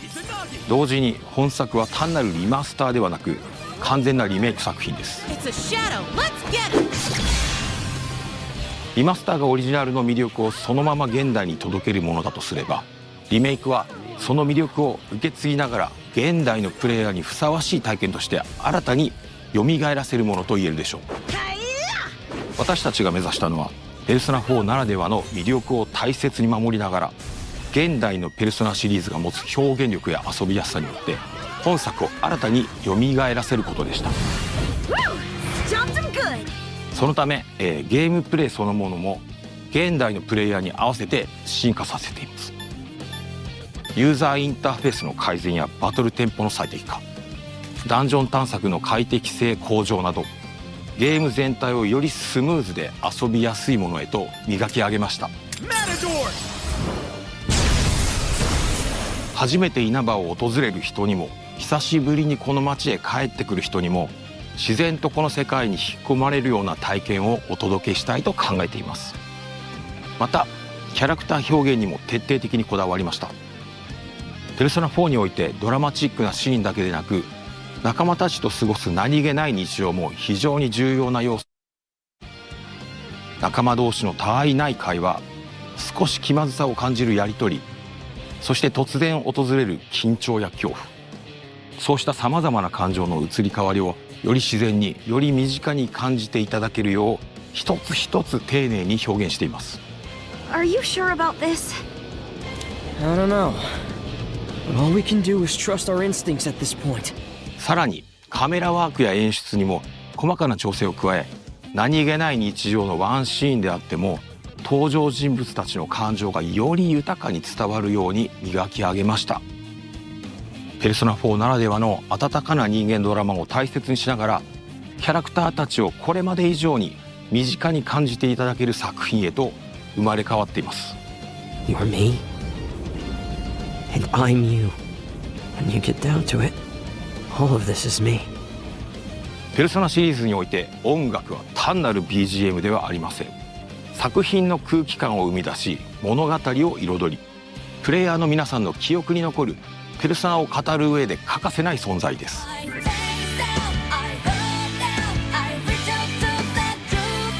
中でもペルソナ4は音楽も多くの皆さんに愛されてきました。だからこそその魅力を損なうことなく、オリジナル版への敬意を大切にしながらサウンド制作に取り組みました。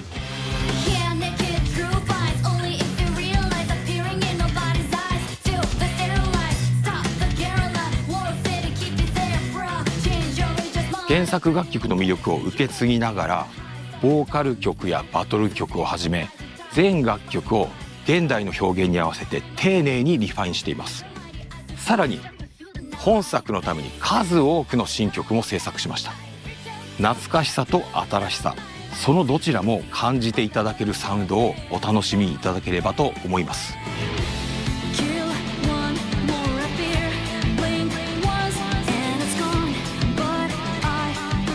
さて、ペルソナ4リバイバルについてご紹介してきましたが、いかがでしたでしょうか。今後さらに多くの情報をお届けできることを我々ペルソナチーム一同楽しみにしています。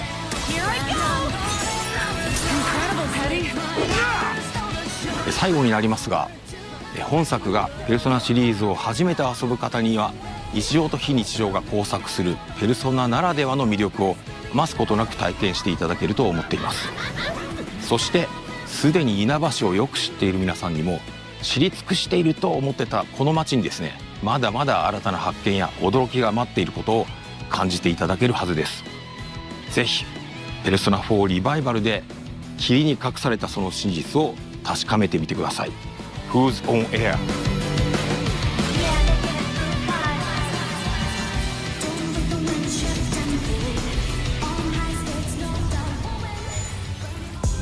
Now, there are few games more synonymous with beautiful environments, immersive puzzles, and fluid combat than Tomb Raider. And as someone who has played Tomb Raider Legend, Underworld, Anniversary, the original, etc., so much that I can still recite a bunch of the cutscenes from memory, I am particularly excited to be talking about this next chapter in the legendary franchise. Here with an extended look at the mysteries of Peru in the new Tomb Raider Legacy of Atlantis, please welcome Crystal Dynamics Experience Director Jeff Adams and Flying Wild Hogs Art Director Arek Tomaszewski. Welcome, guys. How are you? How's your Gamescom going? Awesome, so far so good. Yeah, good. Fantastic. I couldn't ask for more. Awesome. I mean, I am so excited, as you can maybe tell, to see what you've got for us today. So set us up, set the scene. What can we look to expect from the gameplay? So today we're going to be taking a nice in-depth look at Peru.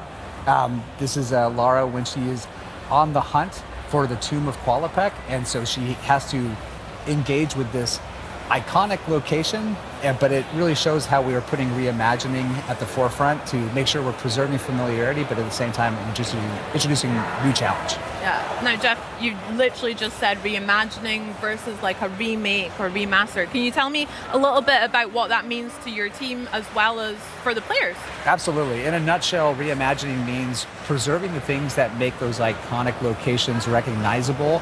We want to make sure that we're preserving that core DNA, but we also want to make sure that we're finding new ways to introduce new challenge, new surprise, new delight for our players. And so therefore, if you're a new fan who's never played before, you come in and you just see a really cool game experience. But if you're a fan who's played before, like yourself, we want you to come in and actually have that first play experience all over again. That sounds great. Yeah, just to add to on the top of that, like basically what we've got from the original one are a bunch of memories. Yeah. So we want to recreate those memories for the new players and just bring more people in and create those new unbelievable stories for them as well. That sounds so good. Can we dig like a tiny bit deeper into your answers as well? Sure. How important, or maybe even how challenging was it to strike that balance between nostalgia as well as new exciting experiences for new players? It's a delicate balance, and I like to say it's a combination of an exciting opportunity to get a chance to get under the hood and really kind of see what we can do, but it's also an incredible responsibility because we know that there are people that have so many strong memories. Like Lara's become so part of people's personas in a lot of ways that we want to make sure that we're really making sure that those fans are seen, but at the same time we're also giving them a chance to actually experience something new with the character. And so we take it very seriously, and everything we change or everything we modify, we do because we feel like it's basically what the original developers of the game probably were getting at, but they were just constrained by the tools of their time. That's beautiful. Have you found the same experience, Arek, as well? The design looks incredible. Yeah, I mean, what we wanted to do, for example, with art, we wanted to bring back the same color palette. So like when you squeeze your eyes, you can see the original game, and just bring this subconscious idea throughout the game. But also we want to keep the key elements from the original one. So we're trying to be, like Jeff said, being super respectful to the OG, but then bring our own flavor to it as well. Okay. I can't wait to spin my eyes then and look at the game. That's so smart. I never thought about that before. Well, can we take a wee look and see what it's all about then? What you guys have been up to? We will allow it. Thank you. And here she is. Oh, such swagger she's got. Yeah, you see that familiar silhouette come into the light and you just instantly get the hairs on the back of your neck standing up.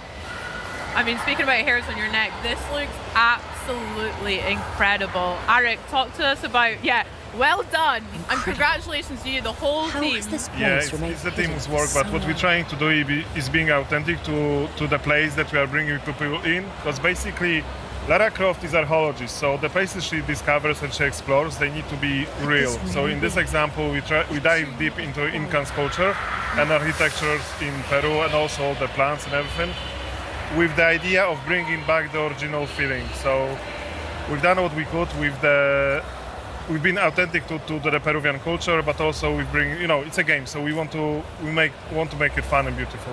Yeah, it's really when we dove into it, we're like, okay, the cog puzzle is such an iconic part of that game. I'm going to say iconic a lot because we are dealing with an icon. Yeah. So, but let's say they're memorable water cooler moments that people remember so well. But in a modern gaming sense, like we have we have an ability to create a higher believability sense of immersion. And so when we really kind of step back and we look at it for what it is and how we try to make the gameplay feel naturally seated and believable in the world, but just slightly out of place, like why does this exist? Yeah. It sparks a feeling of curiosity. And curiosity combined with exploration is like what Tomb Raider is at a core. And so we get it on screen and we hopefully make people happy with it. Yeah, but also when you look on the cog puzzle, we wanted to make a sense why it's there. So we created a whole narration around it. Like we created this culture that has this ceremony of bringing the cogs together to open the gate to Tomb of Qualopec.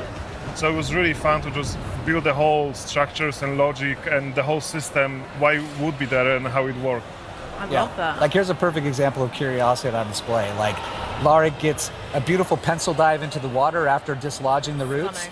But, 10 all round, by the way. 10. Oh, awesome. But along the way, she's like, wait a minute, I see something out of the corner of my eye. The player drives in and they come into this new space.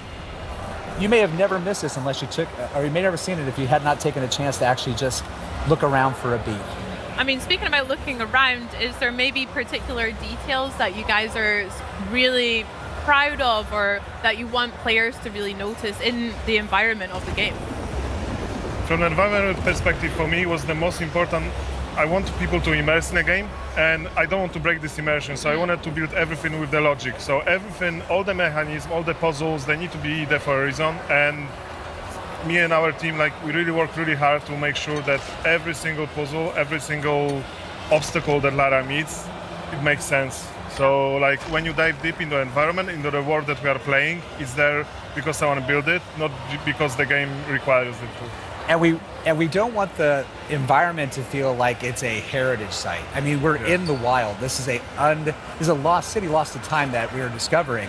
And as a result, we have the opportunity to kind of do some storytelling tricks where we can actually say, hey, this is a culture that evolved in isolation for a while. So how do you preserve what we know about Incan culture, but at the same time, give it a uniqueness to say, hey, it's unmistakably Tomb Raider, but it's that way because they just evolved in isolation for a while. Yeah. And when you play the game, you're going to find out why. Yeah. Sick. And then you can have a lot of fun with the overgrown aesthetic as well as obviously some of the dirt that Lara's picked up as she's traversing through these environments. That's sick. Yeah, I mean, that's a part of just making sure that the environment feels like you are the person who discovered the first in a very, very long time, because that's what she does. And we want to make sure that that's how it feels as well. Yeah, and Lara's she's not a delicate flower. She looks good, but she is going to get her hands dirty. She's going to dig in. Heck yeah. She's going to go anywhere, and she's going to follow her instincts, similar to how she's doing here. She's like, I need that cog to get that puzzle moving. I found one, but that has opened up the path to somewhere else. So curiosity is driving her. You're going to be along, helping her find that way, and we get into beautiful traversal that makes sure that Lara's physical attributes, her abilities, her athleticism is on full display in these moments. She's at her peak, right? She's at her peak. Yep. Love that. Now, the puzzles, like you mentioned, they are such an iconic part of Tomb Raider for me as well. There's so many that I remember from Greece, Egypt, all of the levels. Can you go a little bit deeper about how you've evolved them for Legacy of Atlantis? Similar to what we talked about reimagining, it's about saying, hey, this puzzle as it existed, what was the original intent here? And if that intent is something that we are like, hey, that's a really strong guiding principle, how do we take that and make it the ultimate version of what it intends to be? Sometimes that means sticking very close to the formula. Sometimes it means deviating into another area, but we do so in a way that's very thoughtful and very precise because we never want to make it feel like we're ignoring the history of this adventure that we're reimagining. We want it to feel like it's the re-debut of this game. And so adding new details like giving her gear items that allow her to extract more lore from the world, preserving some of those classic abilities like push-pull, traversal being fluid and dynamic. We'll get into combat a little bit later, but these are all just Tomb Raider things at the core. Amazing. Yeah, but just going back to the scanner thing, like You can use a scanner if you are a fan and just want to, like Jeff said, dig deep into the lore. You can scan things and find out more, but you can also use the scanner as a clue to the puzzles. It gives you clues if you want to. If you don't want to, you can just play it your way. Yeah. Nice. And that's us trying to be sensitive to the players, because there are those that want to have this full breadth of systems, but we also have our hardcore players that are like, I want 2 pistols and no help. Yeah. And we're accommodating them as well. Yeah, I love that. Giving players way more choice and following their lead as well. That's so cool. It sounds like you guys have done a lot of research as well and really respected a lot of the environments that you're talking about in real life, as well as creating a more fantasy realm for Lara to explore. That sounds sick. I mean, the research is a massive part of what we've been doing, because the cultures that we've been working on recently is Incans, ancient Greece, Egypt, and we want to be respectful to those cultures and to the history that they have, and also for the players to feel like they are actually archaeologists, not just playing the game. So that's why we've done so much research. And when we decided to partner with the Hogs on this game, co-develop it together, we knew that they were also fans of the game. I think Maddie is actually one of the designers on the yeah. So like we've got a designer on the team who literally used to make Tomb Raider levels for fun. Yeah. And he's No way! really well known in the community. So these are real fans that are making the game. Wow. But at the same time, we're also, we have a luxury of very talented developers who ask the right questions, who push in the right places to make sure we get really cool stuff that's fun to play on screen. And watching this whole process unfold over the last few years has just been a treat as a developer. I bet. That's so special. That's so cool. What we're seeing here is Lara movement in full action there. She's got a lot of swagger. Like I said, she's got steez looking. Can you talk to me a little bit about some of the innovations that Lara's movement can be experienced in Legacy of Advantis, and how it'll feel for players to play as her? What we hope it feels familiar. We hope that you can pick up the sticks and you're like, wow, this is like putting on an old pair of shoes that are super comfortable. But at the same time, we've given her a couple of more tricks that she can use to help navigate the world, such as her grapple cuff that can give her some unique abilities to interact with objects, to use it to navigate. Those little touches are additive and are meant to enhance the experience while still preserving that original intent. Very cool. But that cog puzzle, I mean, she basically knew she needed to find it. She used her instinct. She moved upwards through this beautiful little pocket city that was adjacent to this temple, discovered things about it along the way, got inside, found this beautiful water clock whose purpose is unknown. Yeah. She gets it, Look at her and go. look at this. There she is. That's Lara, baby. Oh my gosh. Lara never comes in through the front door, and she never Yes. leaves without style. Oh, that's sick. So yeah, we've got this beautiful landscape around us. The environment art is stunning. I know. I mean, incredible. I mean, we try to. When you play in this game, like we want you to explore and just enjoy exploring the environment, a part of doing everything else. Like if you just want to walk around and want to figure out what was actually happening in this place and what the people were doing there hundreds of years ago, you can do so. And just working on all those vistas, it's just so awesome. Our teams put so much heart and passion into building the vistas like this. Look at that. This is one of my favorite Cinema, moments is the postcard shots where you're alone in the wilderness. You can hear the birds chirping, the leaves rustling. There's no time clock. We want people to slow down when they play the game. We want them to say, take it in, enjoy it. You don't have to speed run it, but if you're listening and you do, let us know what your time is, because we'll keep track. But that's great. It's the type of audience that we have. We have people that want to challenge themselves to move through the experience as fast as they can, and those that want to sightsee. And the game just is welcoming to all. I'll be sightseeing for sure. I've got tears in my eyes. I'm not even joking. That is absolutely incredible. Wow. I wanted to go back a little bit and talk a little bit more about Lara's toolkit and how that's evolved here. So we have mentioned her grapple hook, we saw the scanner in action as well. How is that really going to affect the gameplay for players, and what other tools has she got up her sleeve? Well, we've got like you said, the 2 items that we've already discussed. Nice. And as Arik mentioned, the scanner has some dual functionality. It can not only give you some hints that are optional if you don't want to engage with it, but it also gives you some world lore. But on top of that, we've got some things under the hood in her PDA that we can use to help give her some slightly different skill attributes if you want to equip her in a certain way to help meet challenges as you face them. We've got our crafting system because we want to make sure that, finding med packs in the middle of the jungle. It's cool. A little bit old school, yeah. In a tomb 10,000 years old, that's lucky that there's a first aid kit here. What do you mean? They're not there all the time? No. What the heck? So we were like, how do we make this still feel like Tomb Raider, but at the same time, like, not break immersion? And so that's where like crafting is a perfect add-on addition to it. It lets her scavenge the world for resources, use her knowledge and her ability to craft something useful. And on top of that, she can use recipes to provide certain gameplay buffs that are going to help give her short-term if you want to, you advantages. don't have to. And you can just play the old school way, dual pistol, all the way through with healing items if you want. If you want to put your heads down and power through it, you can do it, but these things are available to you, and we think they're fun to engage with. Amazing. The Tomb of Qualopec waterfall gate is opened. Done it. Now here we're advancing to a little bit later in the game. Yeah. We're now just on the cusp of a very memorable first encounter, so folks, hold on, here we go. Oh, I remember this, I think. But we got to do it with style. Yes! I'm so worried you were going to include a song. That's so sick. She's so cool. Early stages of the project, we were like, hey, if we're really going to do this, we want to represent Lara in a way that she's fully recognizable. And part of that is the acrobatics. Lara without the acrobatics is still cool Lara, but not classic Lara. No. And here, they're on full display, but what I hope people appreciate is that there's more grounding, more believability to it in how she moves. She's still having fun, but... It's synonymous to her, but like you mentioned, the more grounded when she was kicking the cog puzzle, that looked sick. It was so cool. Yep. But yeah. Those little interactive moments add a sense of cinematic spectacle time to time, which is nice. It allows the game to still feel like a summer blockbuster. Yeah. And speaking of, hello, who are these guys? Hello. The Raptor design looks really cool, Arik, as well. Brilliant, thank you. I love the addition of the feathers.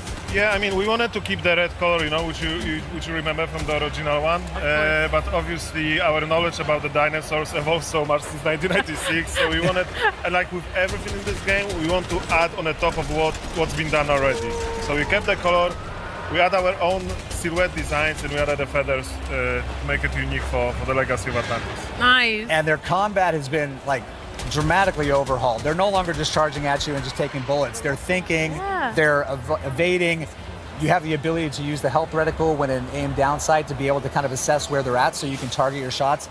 And with Lara's combat, love seeing the axe make a little appearance. Yeah. Utility gear for the win. But when she's actually in combat, she's got a loop of, assessing the situation, responding, and then moving to make sure she can then reassess. And Lara's always in motion. Her combat is fluid, it's organic, but at the same time, it helps her kind of overcome challenges and get the upper hand. Yeah. Yeah, she needs to keep moving all the time. It's like a dance for them. Yeah. That's sick. And you can see a little blue dot on the bottom, which enables you to go into the focus mode, which slows down time, which is one of my favorite features in our game. For sure. Yeah, when that fills up, she can go into hyper focus, slow down time, and really pull off those precision shots. But if you're gonna do that, like, give her some style when she does it. Absolutely. Let those acrobatics shine. Hello. There's our girl. That's the girl, yeah. Yay! Oh my gosh. What was it like reimagining such an iconic boss fight here as well as the other ones in Atlantis? How was that? From our perspective, it was just an honor to work on a T-Rex, but like we've worked for such a long time to just make sure it's perfect from our perspective, and we were trying to be respectful to the OG one. The moment when she's coming out like throughout the corner and you see the T-Rex.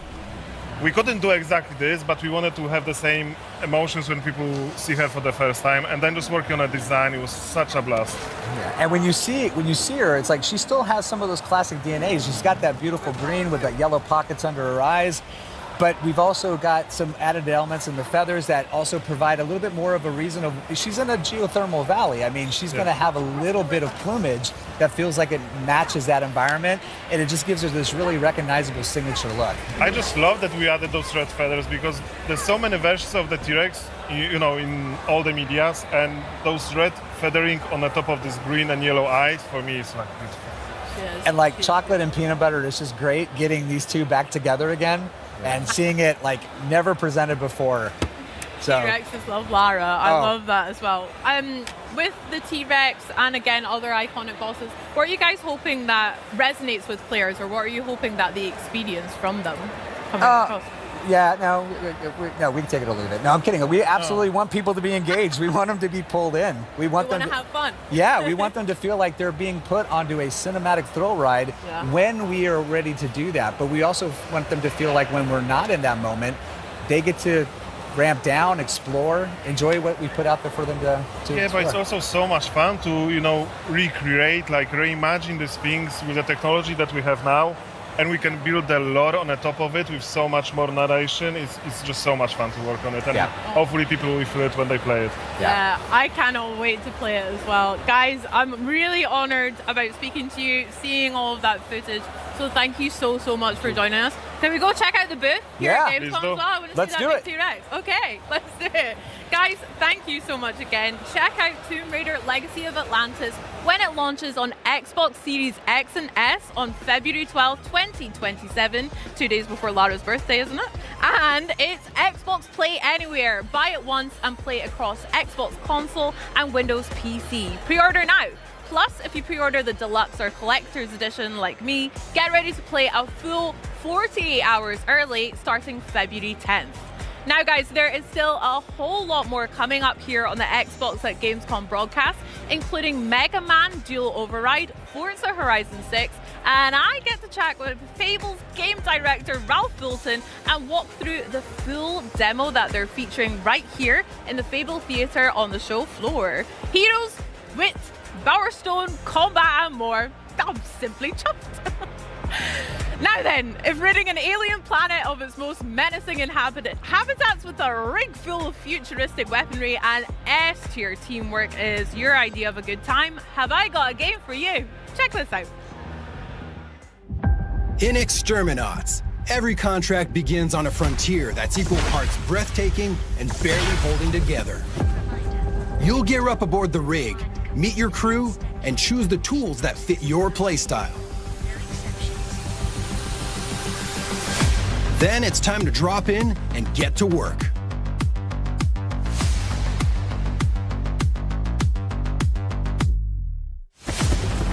The ecosystem is alive.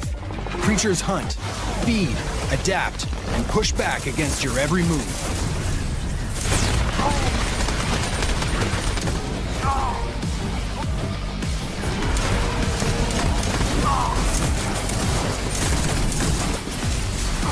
The tools you use do more than deal damage. They're built to create opportunities, reward teamwork, and let your crew shape the battlefield. It's controlled chaos. And when things get heated, cool them down.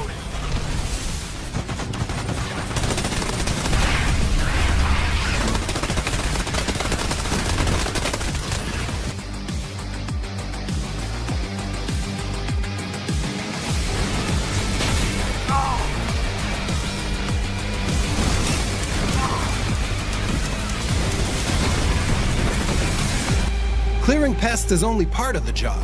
Success comes from working together.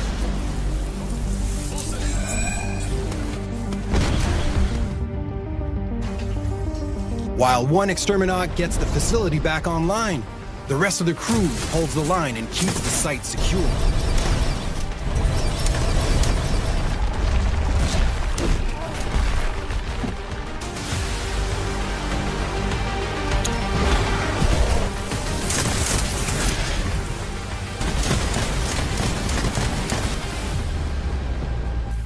Overdrive that sick boy.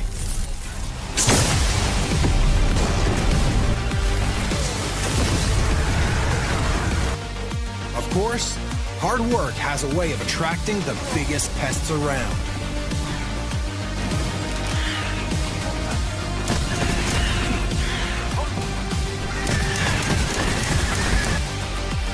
And even then, the contract isn't finished until everyone makes it home.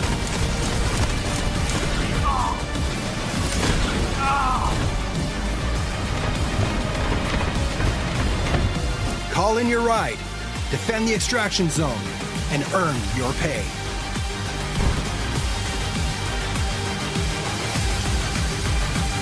Because in Exterminauts, The best jobs are the ones you survive together.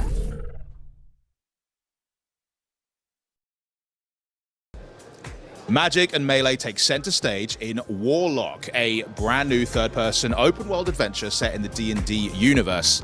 And bringing this character to life is none other than Maggie. Maggie Robertson, how you doing? AKA Hello. Tasha.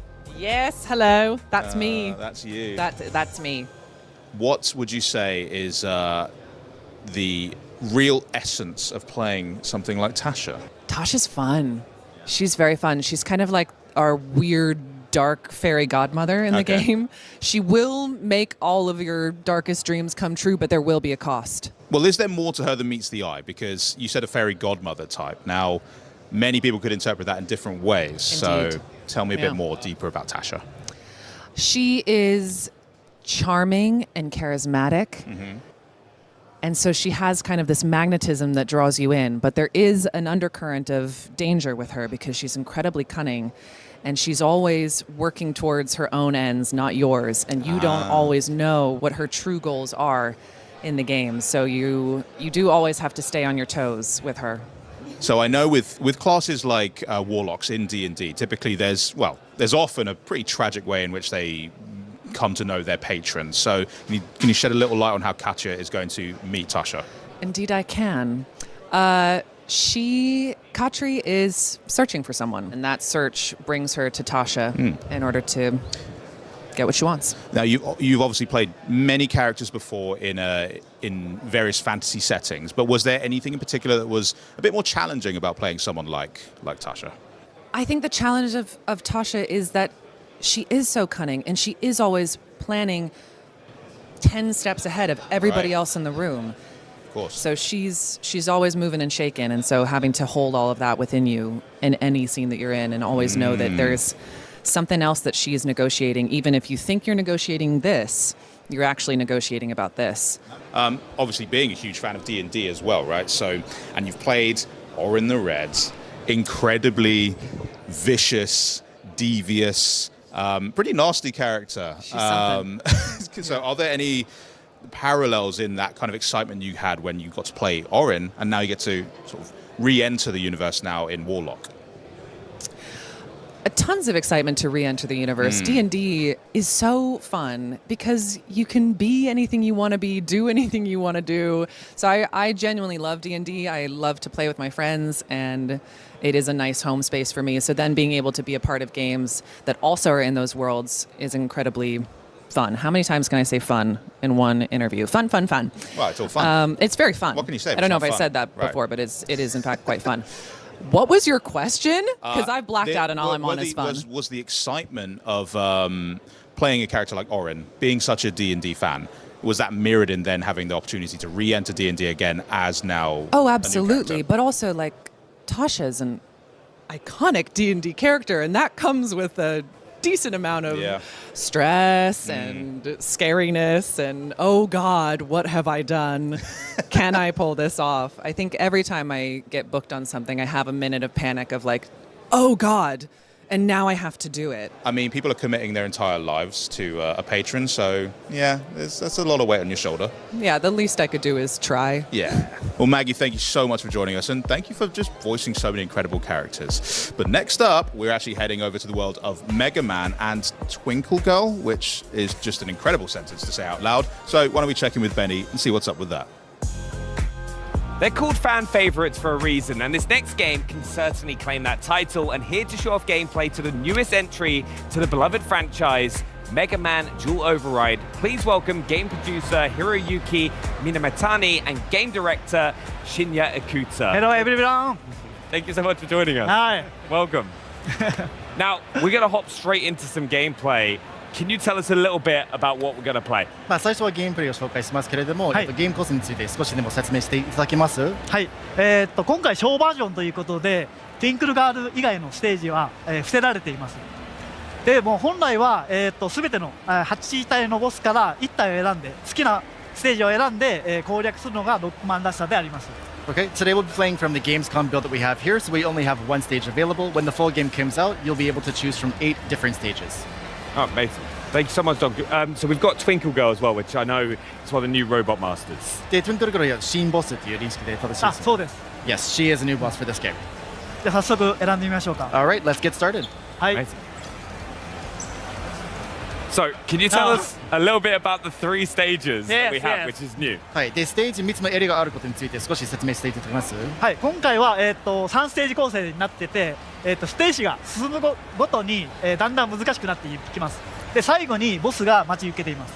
Alright, so every stage in the game will have 3 separate areas, and as you progress through each of them, they'll become more and more difficult. The robot master for each of those stages will be waiting for you in the 3rd area. Okay, amazing. Should we hop in and see what we have on offer? じゃあ始めましょうか。はい。では最初のステージを選んでいきます。はい。Alright, we're gonna get started. Okay, amazing. So we've got 3 chips here. Can you tell us what this feature is? で、そのチップについて少しでも説明していただけます？はい。チップをセットすることでロックマンを強化することができるんですけども、今回は3種類のチップセットを用意しました。Okay, Mega Man is able to equip a variety of chips throughout the game that'll add a variety of abilities to him. For the gamescom show floor demo, we have 3 chips available to players. Okay, amazing. And what's the first one that we're going to use? で、今日最初に使うのはどちらでしょうか？一番上の、防御スタイルの、チップセットを選びます。Alright, so first we're going to be using one that's a little bit more of a defensive chip. Okay, nice. Let's see it in action. はい、じゃあ。Let's start. はい、この3つのチップセットは体験版だけの特別な仕様で、製品版ではユーザーが組み合わせて使うことができます。Alright, so for the gamescom demo, we only have 3 chips available. Once the full game comes out, players will have a very wide variety of chips to be able to use for a variety of skills. Oh, amazing. Oh, we can see it here right there. So it's going to help block those abilities, right? で、そのシールを使うときには、攻撃にダメージ受けないようにするんですよね。そうです。はい。Yeah, that's correct. It'll reduce damage. Yeah, amazing. で、バリア自体はいつでも解除できます。Alright, so with the shield itself, you can actually turn it off at any point in time too. So I'm guessing that's going to create a skill curve for players. まあ多分プレイヤーにとってはそのシールの使い方はやっぱり戦略が必要ですよね。はい、そうです。Yeah, so some strategy will be involved, of course, in the use of the shield. Amazing. Also, so to point out is like when damaging the enemies, we're seeing a lot of that like graphical effects to those, aren't we? やっぱり敵にはダメージを与えるときにはその傷がついたりマークがつきますよね。はい。だんだん黒くなっていくというか、ちょっと焦げが発生して、はい、ダメージ表現が分かりやすくなっています。Yeah, so with each enemy, as you damage them more and more, you'll start to see them kind of develop damage and scars and that sort of thing. And as they become darker, it's clear that they're getting closer to being killed. Okay, amazing. So as we progress through the level as well, we're noticing a lot of familiar enemies from that people will recognize from the previous games. Right, can you tell us a little bit about that and how you balanced it in this game? はい、ステージが進行につれて、馴染みの敵と新規の敵が登場するんだけれども、そのバランスを取るにはどのようにやって取り組んでいます？そうですね、やっぱ懐かしい敵っていうのは、出すとやっぱファンの人はすごく喜んでくれますし、結構なんていうんですかね、配置の位置でかなり攻略が難しくなるような敵もすごくたくさんいるんで、それをバランスよくセットするのが、大事だと思ってます。Yeah, so when it comes to enemies, of course, having a bit of a familiar face allows fans to have a little bit of nostalgia with the gameplay, and then introducing new enemies and whatnot will add a different level of challenge to it. So it's a good opportunity for fans to really kind of have that love of the series and some new stuff to experience and bring some challenges to the game. Yeah, and I think we got to talk about with new things about the game, the dual override system. Can you tell us a little bit about that in the top left corner? はい、で新規要素について話してるんだけど、オーバーライドについての説明少しでもいただけます？はい、わかりました。ではまず実際に使ってみますね。ちょっとお待ちくださいね。Alright, we'll use it in just a second. すでに今の時点でオーバーライドゲージは溜まってます。Alright, so at present, the override gauge is still building up. 敵を倒したり、ダメージを受けたり、いろいろな、能動的な行動でゲージが溜まっていきます。And the override gauge will build up in a variety of ways, taking damage, damaging enemies, and whatnot. How many times can you? Oh, here we go. では、オーバーライドをして強化した状態でかっこよく敵を倒したいと思います。Alright, so once the override is activated, you'll actually become more powerful, and you'll be able to unleash some really cool-looking attacks, like we've seen here on the screen. Destroyed. Amazing, and that's our first level stage complete. はい、それエリア1完成ですね。あ、そうです。Yes. Amazing. Now, one thing as well with that override system, how many times are they able to charge it? でそのオーバーライドのゲージは何回まで蓄積できます？一定量、敵を倒したりすると、段階的にゲージが上がっていって、3段階が、最強のオーバーライド状態になります。 So the override gauge has 3 phases to it, and as you hit each of those kind of levels, you'll be able to build it up for stronger attacks as you go. So once you get that 3rd tier, it's pretty powerful. Yeah, as we just saw, it just destroyed them. So we're going to try the 2nd chip now, aren't we? はい、じゃあ2つ目のチップ使いますよね。はい。 Yes. 今回攻撃タイプ、火力重視のチップを選びます。 All right, this time around we're going to be doing more of an offensive chip. It's called the weapon chip. Okay, amazing. And what is the difference between the weapon chip and the shield chip that we saw in the first area? で、ウェポンチップとシールドチップの違いは何でしょうか？まずこれオートガードです。オートチャージです。So one big difference that players will notice is that once you have the weapon chip equipped, you'll be able to charge automatically rather than holding down the attack button. 通常はこうボタンを押さないとチャージできないんですけども、自動的にチャージされるので、ロックマンのアクションに集中しやすくなります。Yeah, so when you're playing normally, you'd have to hold that attack button down to be able to charge your Mega Buster, but now that it's done automatically for you, you're able to focus a little bit more on Mega Man's movements and attacks. Okay, amazing. And like, what might be the, as you just said there, what would be a reason for a player to choose this chip over the defensive chip? はい。で、シールドチップよりも、ウェポンチップを選択する理由は何かございます？やっぱり火力でどんどん敵を倒していきたいという人に向いていると思います。Yeah, there are some players who like to take down enemies pretty quickly, so the weapon chip is really good for those who are more of an offensive type player. Okay, brilliant.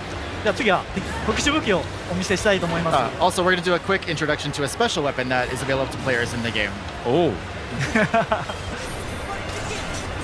特殊武器を使うと敵を吹っ飛ばして画面外に弾き飛ばすことが。So with that special weapon, you can actually cause enemies to go flying off of their platforms and whatnot too. Will players have a lot of other weapons to be able to have access to them? で、その通常のロックバスターに加えて、特別な武器いくつかあります？通常のロックバスターに加えてかなりありますよね。そうですね。はい、たくさんあります。Yeah, there will be quite a few other weapons available to players outside of the standard Mega Buster. And how are players going to gain access to those weapons? で、その特別の武器を取得するのに何が必要ですかね？最後の、ボスを倒すことが必須条件となります。はい。So as players defeat robot masters in every stage, they'll get a special skill from those robot masters. I've also noticed, as you've just collected it, these screws. What are they for, and how are players going to use them? はい。で、ステージにはネジも集めれるようですけれども、そのネジはどのように使います？ネジを貯めるとショップで、チップを購入することができます。So as players progress through the game and they collect various chips, they can actually use them to purchase additional chips throughout their gameplay experience. Okay, amazing. なのでネジはどんどん貯めていって自分をロックマンをどんどん強化していくことが攻略の鍵となります。So one cool strategy about that is the more screws you collect, the more powerful Mega Man will become. So we recommend doing your best to collect them and powering up as you play. この先に強敵が待ち受けています。はい。We're gonna go ahead. Oh no, I was just going to say we've just come to this checkpoint, right? Which allows players to kind of take breaks throughout the game. How have you balanced that? But I think we'll go to this because this is Astro Man, right? It's returning. I know so many people are excited about this. Can you tell us more? Yeah. そう。アストロマンが復活しますよね。それについて少しでも話していただけます？ロックマンのファンに喜んでもらおうと思って過去作からボスを復活させてます。他のボスも登場しますので復活しますので楽しみにしておいてください。 Alright. So as a fan service to series of the Mega Man series, we've brought back a variety of robots, robot masters. Astro Man is one of them, but there will be others besides him. So get excited. I love seeing some of these like kind of battles that you see. このような戦略見るのは楽しいですね。初めのボスと違って2番目のボスなので。ちょっと歯ごたえのある難易度になっています。それがすごく難しいです。これを避けるのが。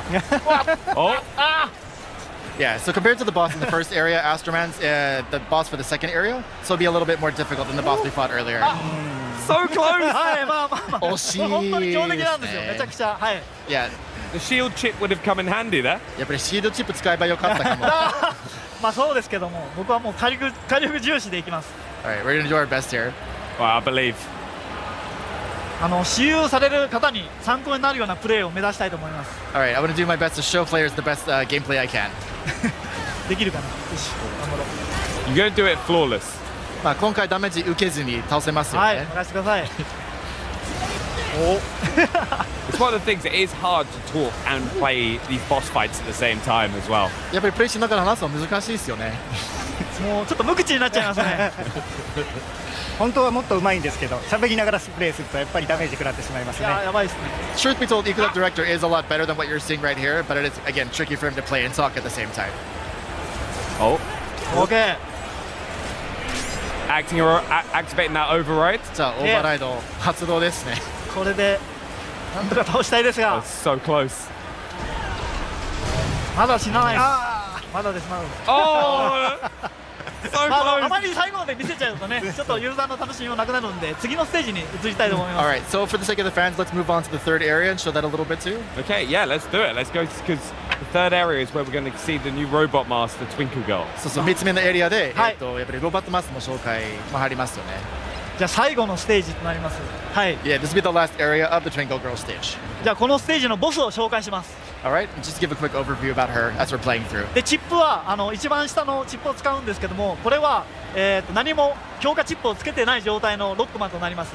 And for this area, we're going to be using the third chip in this option here, which is to call in Rush, but it won't add any sort of power-ups to Mega Man's abilities. どうぞ。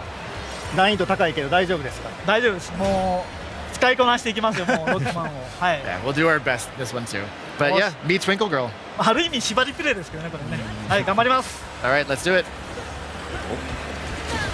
One thing to ask as well, why was it important to evolve the Robot Master stage design for the latest entry in the series? でなんか過去作に比べて、デュアルオーバーライドの方でステージの進行は大切にしているようですけれども、その進行はなんで大切にしてるんですか？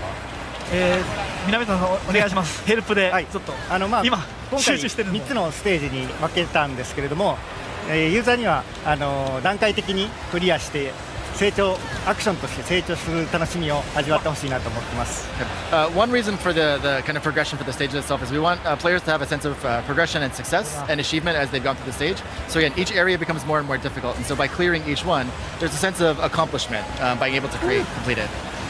And how do you balance the challenge that players are going to face and then having those conveniences like checkpoints? でその難易度があまり難しくならないようにどうやってバランス取ろうとしてるんですか？お願いします。今集中してるんですよ。もうここめっちゃむずいんで。敵の単純に強さを上下させるだけじゃなくて、ステージ構成や敵の配置を調整しながらテストプレイ通じてかなり精密に調整しています。そうですね。Yeah, so if you think about it, obviously the enemies become more and more difficult, more powerful as you progress through the stage, but also we get more strategic with the placements of the enemies, so they're in more inconvenient places, so to speak. But again, it really gives players an ability to practice and kind of level up as they're playing through. I love seeing how much more difficult this stage is as well compared to the other two. やっぱり3つ目のエリア非常に難しいと見えるんですけど。めちゃくちゃむずいです。Yeah, it is pretty tough, isn't it? やっぱロックマンは歯応えがすごく大事だと思っているので、はい、難しめに調整してます。Yeah, of course, the Mega Man series itself is known for its challenge. We want to make sure we kept that for the classic fans. Do you have any tips for players picking it up for the first time? ロックマンシリーズを初めて遊ぶユーザーにとって何かアドバイスあります？ロックマンは特殊武器を使うと強い攻撃が与えることができるので、このボスも特殊武器が効くようになってますので。So yeah, Mega Man again will have access to a variety of special weapons. Using those special weapons against Robot Masters will actually have some pretty extra effects on them. So we recommend picking those up and using those as well. This fight looks so hard against Twinkle Girl. やっぱり Twinkle Girl 戦は難しく見えるんですけど。めちゃくちゃ難しいんで、僕はもう喋れませんね。It is pretty tough. So Ikuta-san's gonna stop talking because it is pretty tough. 難しいですけど攻撃パターンを見極めれば。オッケー。これ以上見せるとちょっとつまらなくなるので、はい、ここでやめときます。Yeah, so of course Twinkle Girl's attack patterns and whatnot are pretty tough. We don't want to give away the strategy of how to defeat her entirely, so we're actually going to call it right here if that's okay. I feel like that is perfectly fair because we don't want to give those secrets away. We want people to have that challenge. やっぱり発売前にメタバレ出したくないんですよね。そうですね。ぜひ私有できる方だけの限定的なプレイだと思うので。Yeah, of course. Again, just think of this as a preview of what's to come. Now, we've seen some great features. We've seen the new override abilities, the new chipsets. What else should fans be excited to see? 今日いろんな新要素を紹介してもらってますけれども、それに加えて、一応注目したいこと何かあります？そうですね。8体のボスまだお見せしてませんけども、非常に魅力的なキャラクターをたくさん用意しているのと、そのうちの1体はユーザーから募集をして選抜されたすごく、デザインが、かっこいい、ボスが登場しますので、それを楽しみにしてほしいです。All right, so within the game itself, there are 8 robot masters across the 8 stages that players will have access to. We're only revealed one so far, but one of those robot masters is actually going to be designed by a fan. We held a design contest, and so that winning entry will be part of the game as a final boss. That is amazing to see. It's like you've already got such like dedicated fans to the franchise, and they're going to be absolutely buzzing to see that. やっぱりファンの皆さんは情熱的なんですけれども、そうファンが作ったデザインをゲームに入れて、やっぱり興奮感がやっぱり強くなりますよね。オープン感ですか？興奮感。興奮。はい。いや特にデザインした人はすごく興奮すると思います。Yeah, especially the person who created that winning design, they're going to be super duper excited to see it in the game. もしかするとね、スタッフロールに名前が載るかもしれませんもんね。そうですね。スタッフロールには名前が出ますから、ボスも特徴的なステージに出ますので、楽しみに発表を待っていただければと思っています。So it's not just that Robot Master design, but the whole stage for that Robot Master will also be themed around that design itself. So it's going to be a really kind of special experience. The staff's really excited to reveal it as well. Oh, I'm excited to see it as well. It's a bit like how we've seen the Twinkle Girls stage today and how that's all designed. But I'd just like to say a massive thank you for both of you, all three of you, for coming and showing us some gameplay here on the Xbox booth at Gamescom. Thank you so much for joining us. 今日のご紹介誠にありがとうございます。ありがとうございました。Thank you so much. But coming up, straight from the Xbox booth, we're getting nostalgic and celebrating 25 years and showing off some sweet new wheels coming to Forza Horizon 6. But first, a special update on first-person horror platformer coming to Xbox very soon. Come on down today. Your Jurassic journey awaits. Hello? Anyone here? Sorry, kid. What was your name? Jordan. I'm Stella. I need you to find Dalton. Oh no, this isn't good. You see, we've come across this material with some sort of organic properties. I should have stopped a long time ago. This is my first documented sighting of this creature. Something took him. It took everyone. There's not a soul here.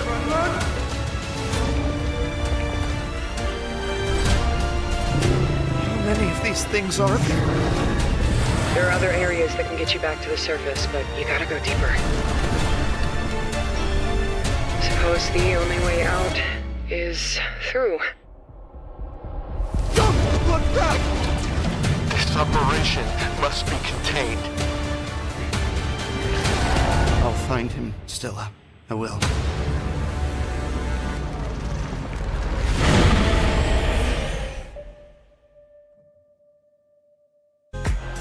It's a partnership made in gaming heaven. IKEA helps create spaces for real life. Xbox is where the world plays.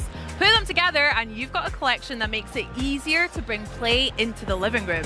Plus, with a name like Ixtabi, it promises to be an unforgettable collaboration.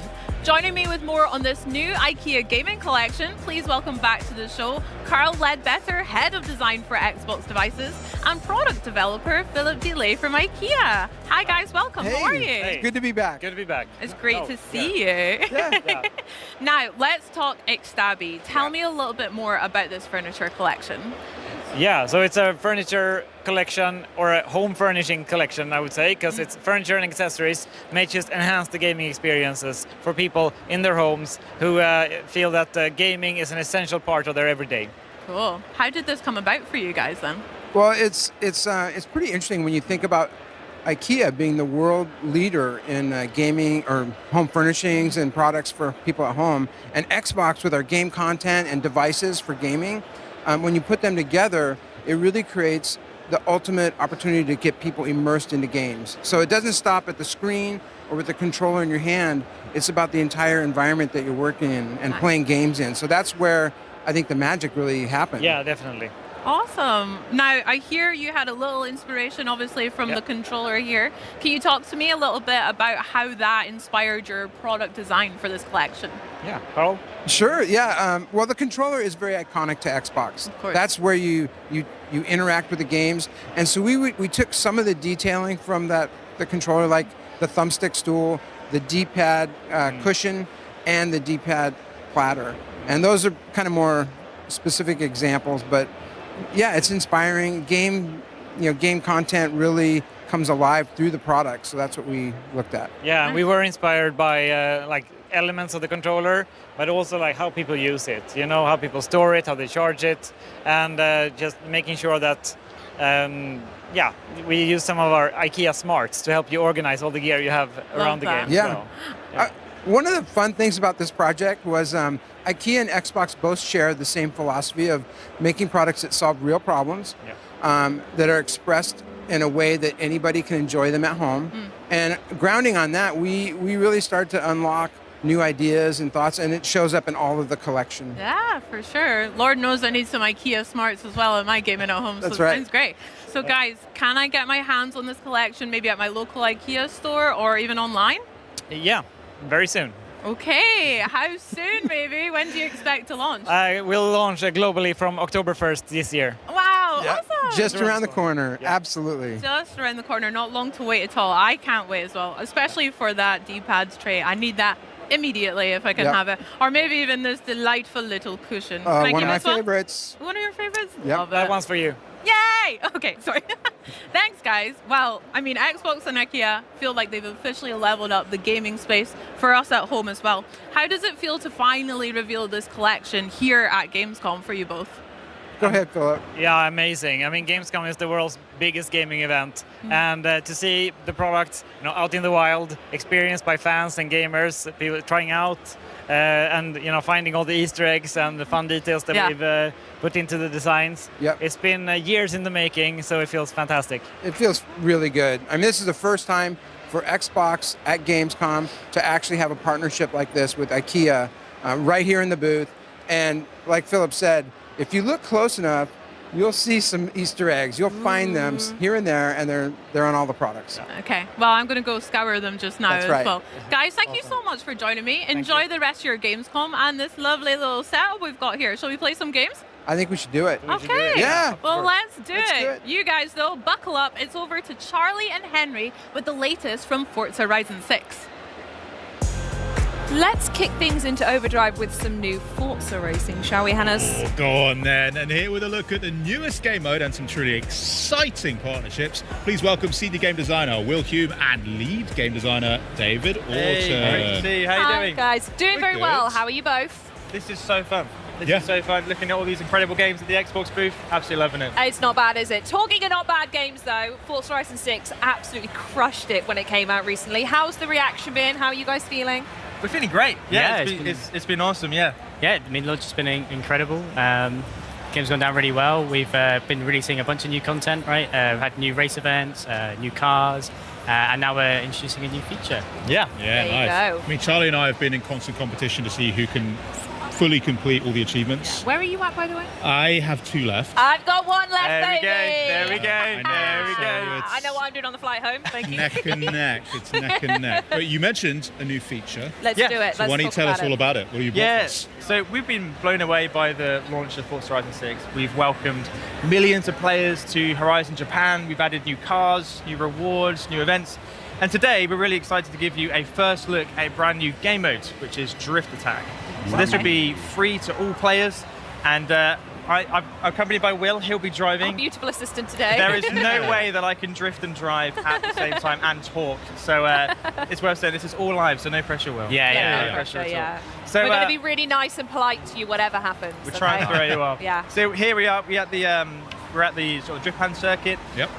We've kind of upgraded it a bit, put some aftermarket cars in there. You can see people driving. It's worth saying this is all live. Wow, So okay. the people at the Gamescom booth, that's the people we're seeing Here here. they So we come. go, shout out to It's 2 Forza real. Gamescom 1.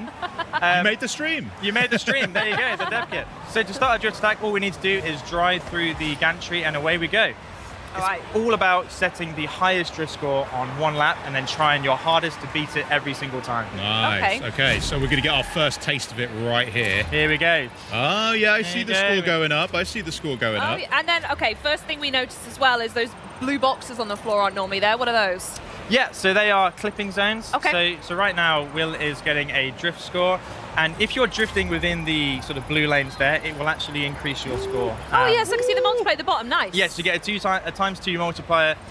The way that works is kind of for 2 reasons. One of them is it's to kind of reward those players who are really good at the game. Uh-huh. But also, they've been strategically placed for sort of the best drifting line. Mhm. So it's there to sort of encourage where you should be kind of getting your angles. Bit of and how you should be education, approaching bit of it. accessibility. Yeah, bit of education. And obviously number go up is always good fun. It is. It's always good fun. So right now, Will has locked in the score. What have you got? You got 158,000. Okay. Is it respectable? I say it's modest. Modest. It's modest. Are you gonna take that? We can do better. I think we can do better. Okay, let's get another run real quick. Yeah. And I saw as well there was some little pop-ups on the side, on the right. They look like collection journal entries. Ah, yes. So we have actually expanded the campaign with Drift Attack as well, and we'll show that in a bit with our collection that sounds journal. good. Absolutely. I'm excited.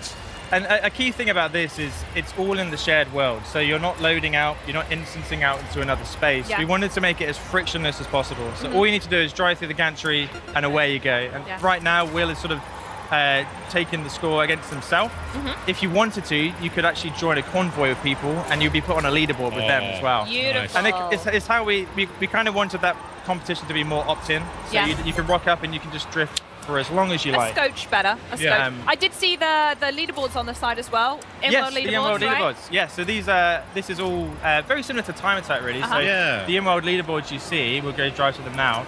How are Gamescom doing? How are Gamescom doing?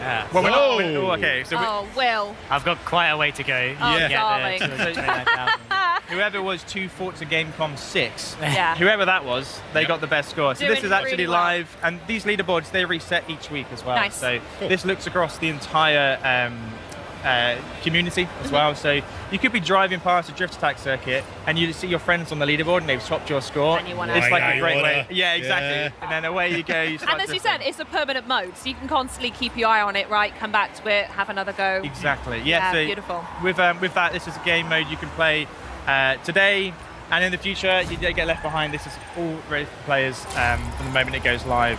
And with that, we've got some permanent rewards. So let's look at those. Yeah, let's do it. This is the collection journal that you mentioned, right, Hem? Yeah. Yeah, I mean, beautiful. one other thing I did see that was quite cool was similar to Time Attack, you've got kind of splits. as Yes. well. Okay, So yeah. you know which segments you're kind of improving. What you need to work on. too, which Yeah. is- Absolutely. That's nice. Yeah. I like that. You kind of see if you're Here doing we better. go. or Here we worse. go. Go on, Will. Yeah. There we go. Yeah. It's working.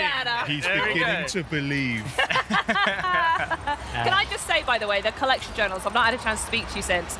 I love them. Mm-hmm. I'm Great. hooked. I'm a tick box list kind of gal. I love that. And knowing what to go in and having some sort of direction is so helpful. Yeah. So you mentioned that Drift Attack has its own element within the journal, right? It does. Let's take a look. So Drift Attack's permanent new mode, as we've said. So we've integrated it into the collection journal on the Horizon Festival campaign. So once you get your yellow wristband, you'll have unlocked it at the Shimano Yama circuit, and you can take part. So it's got a whole new category for Drift Attack. Beautiful. With its own collection items.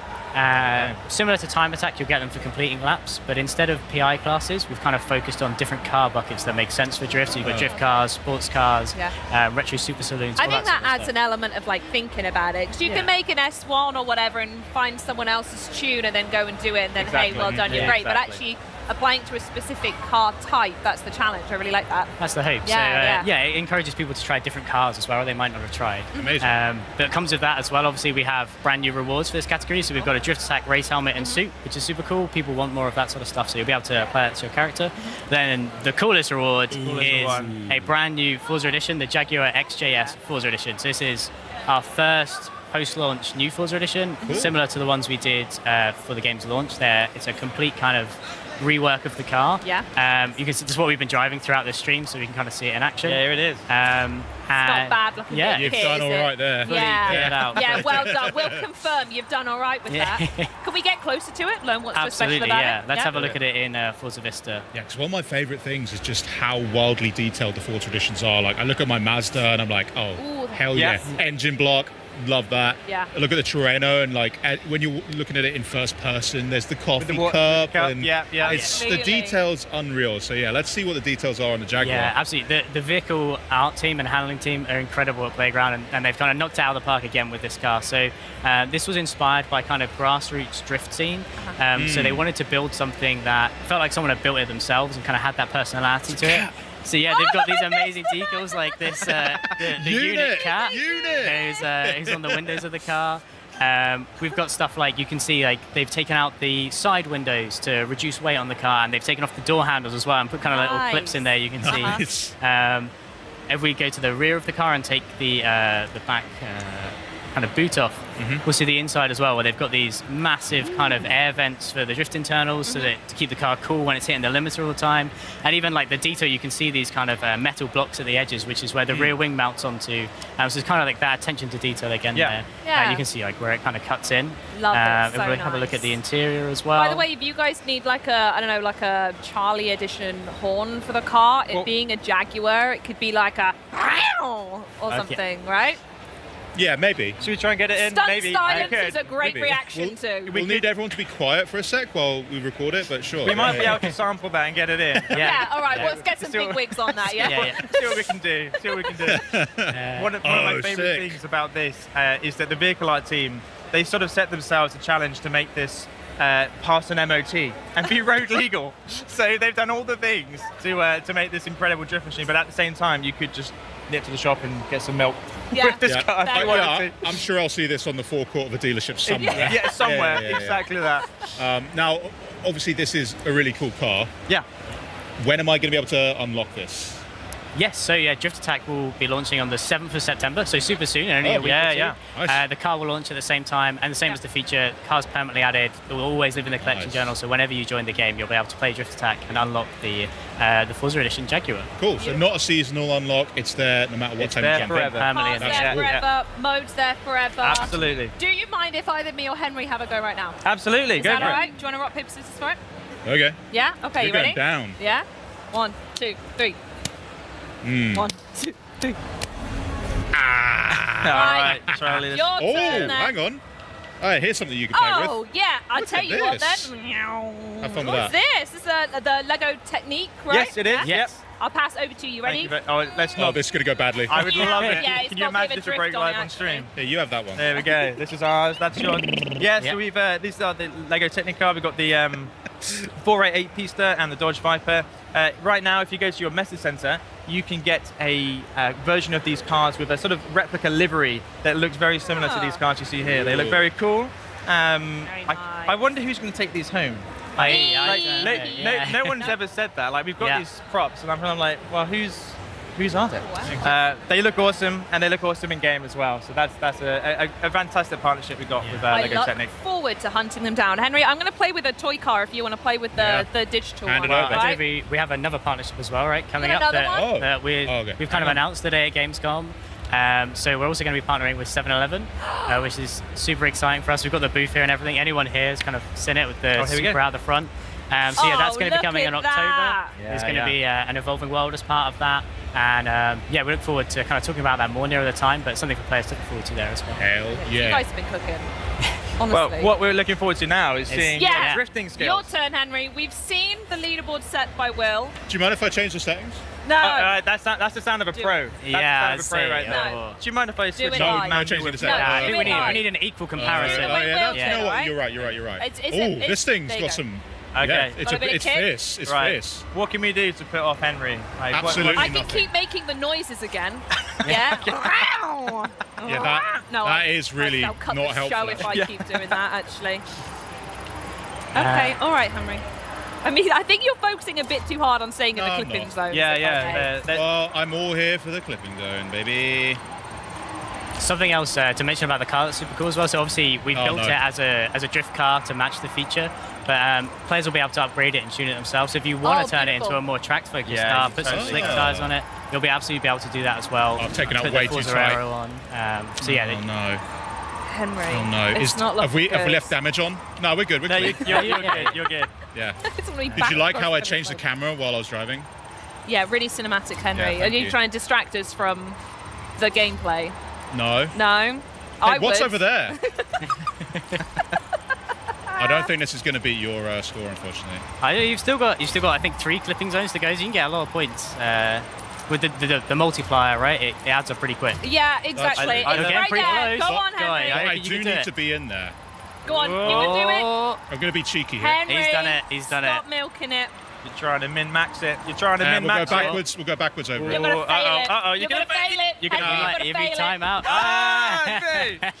And on that Nice try, bombshell, nice try. thank you so much for joining us, guys. A truly exceptional update to a truly exceptional game. So thank you so much for joining us. Right, well, Fable fans, listen up, because we're bringing the Fable experience to you here at Gamescom at home with an in-depth look at this reimagining of the franchise. Yeah, but first, it's time to visit the brooding and futuristic world of Warhammer 40k Dark Heresy and the voices bringing the characters to life. Check this out.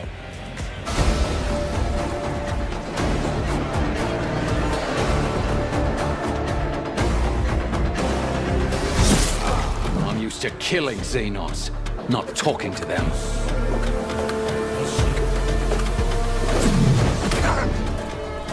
They usually tells me I'm smart. Not that I'm interesting. Numerous signs of bruising, superficial damage to the surface layers of the skin, apparent loss of integrity in some of the smaller bones. The heresy of pride, which spurs one to believe in one's own exceptionality, and the heresy of consorting with the enemies of humanity. Ah, you expect me to object, Otvaka? I am no longer part of the Tick vein. You have guessed my race, but I am no foe to you or your tribe. Recommendation. Additional protection for the Acolyte upon approach.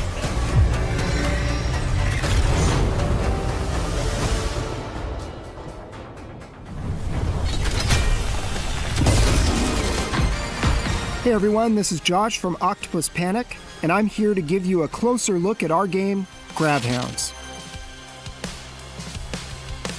Gravhounds is a 1-to-4 player co-op action builder starring a crew of blue-collar working dogs who are lost in space and trying to find their way home. Each shift starts aboard the mining ship, where the crew gathers before heading out.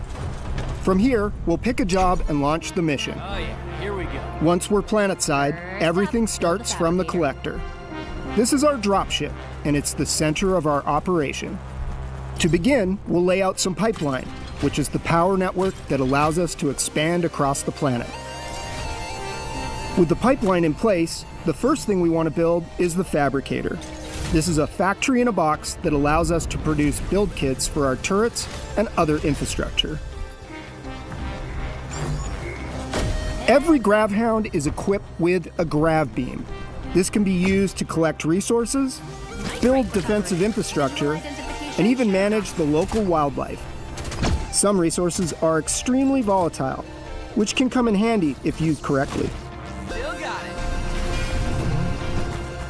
Collecting resources earns us build credits, which can be spent to expand our operation. Okay, with defenses in place, we can move on to our main job.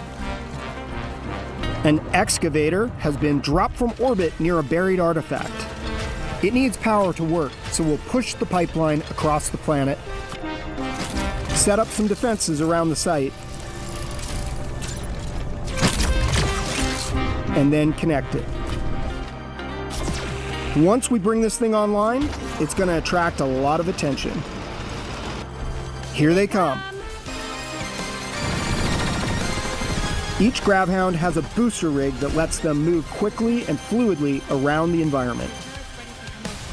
As the pressure rises, so does our power. Our turrets earn experience in combat, and they can be promoted to more powerful, specialized variants. Throughout each session, we earn reward pods, which contain randomized rewards that increase our combat effectiveness. And if somebody misses a beat, they get a second chance, assuming their friends cooperate.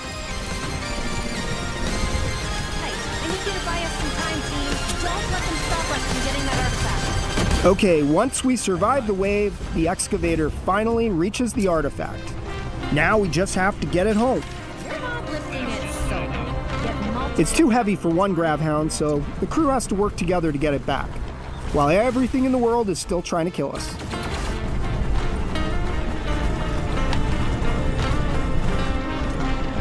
Once we secured the artifact, we can prep the ship for launch. Underway. It shouldn't take too long. This won't go unnoticed. And this is it. This is when everything that we've built, everything that we've upgraded throughout the session all of that really matters, because now we need to hold out for one final wave until the collector is ready to launch. The turret's under fire. That's not good.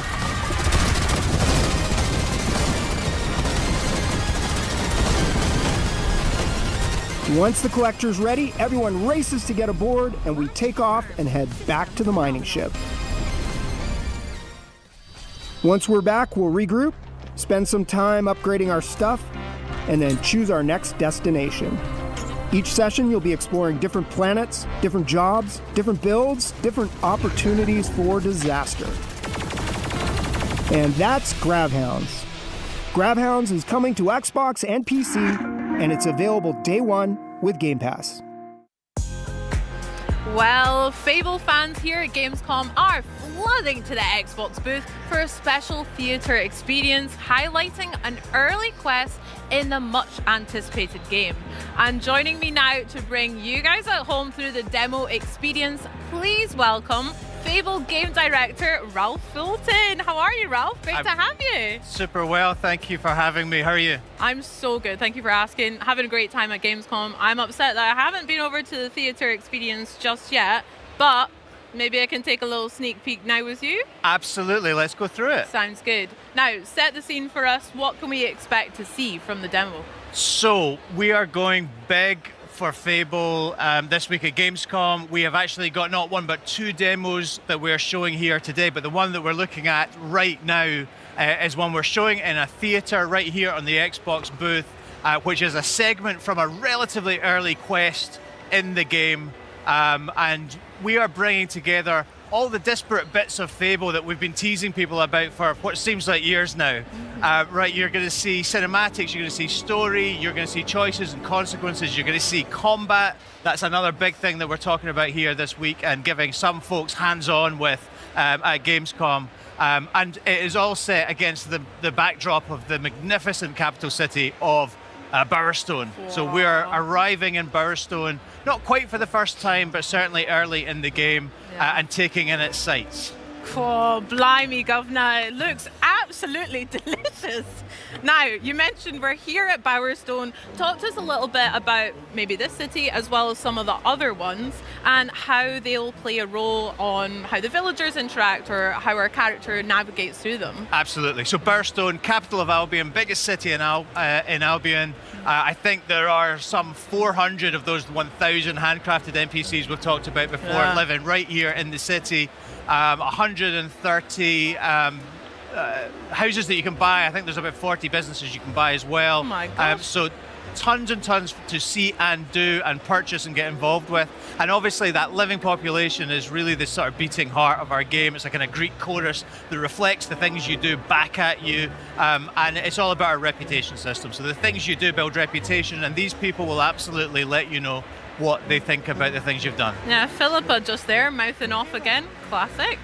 They are not backwards and coming forwards when it's about telling you what they think about the things you've done. They are very opinionated indeed.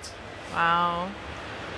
This guy is actually my husband. That's Elliot. Ah. So Hello, Elliot. I have been to Bowerstone before, and we got married. This is where we live. This is a house.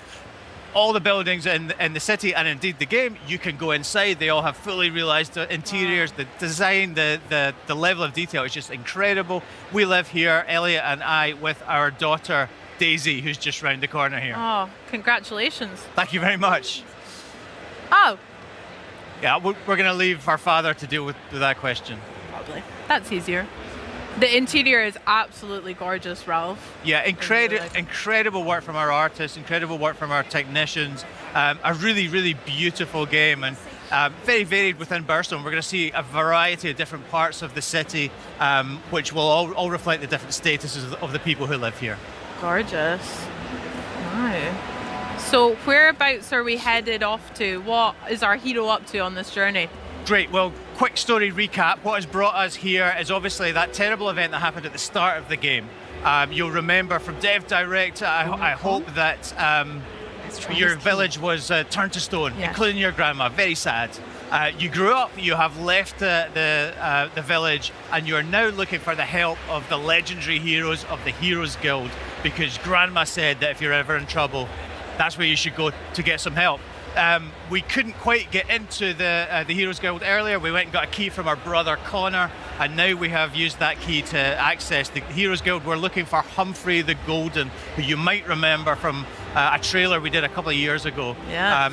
We believe he's the guy that can help us save our grandma and our village, and we're about to meet him right now. Let's find out. Poor grandma. Indeed.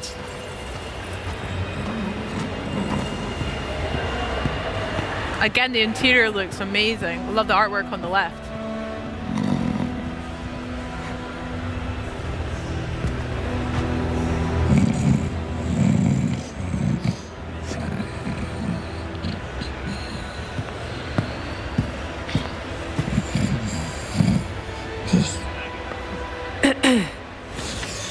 Mother?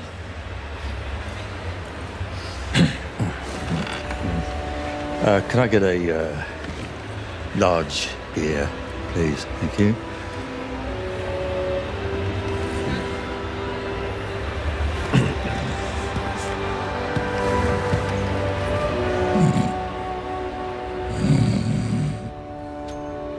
A large beer. Right.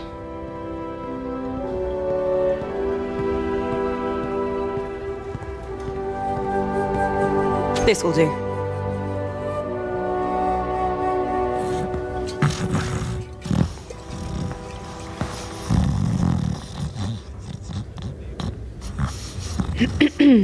Oh.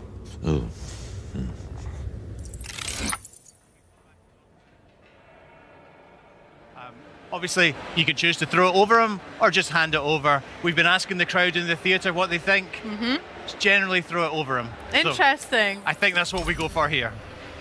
Oh, you took your bloody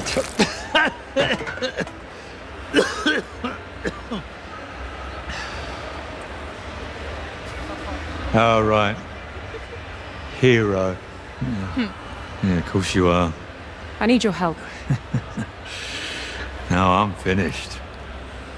Guild's closed. My nan used to tell stories about you. She Your said... nan? If you're some kind of mega fan, I think I've still got some merch out the back.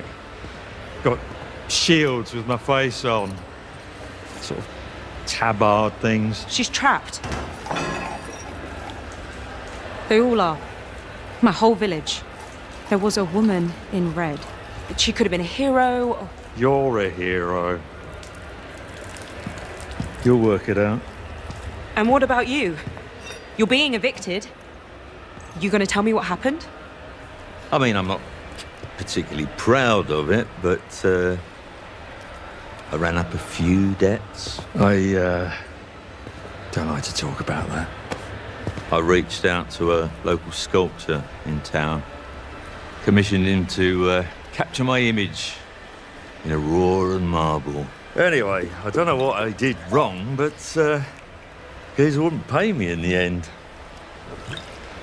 I did what anyone would do, and I went down to Ronnie's place. You lost the Heroes Guild on a bet.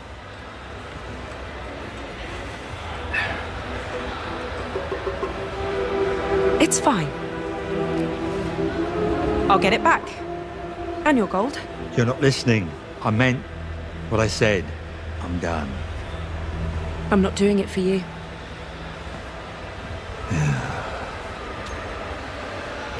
Well then, oh Humphrey.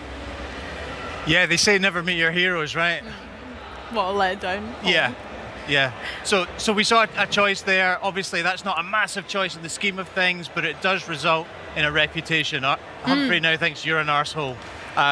What can you do? It's fair. Yeah, you throw a beer. You will have millions of little choices like that, and they will scale up in importance and repercussions throughout the game.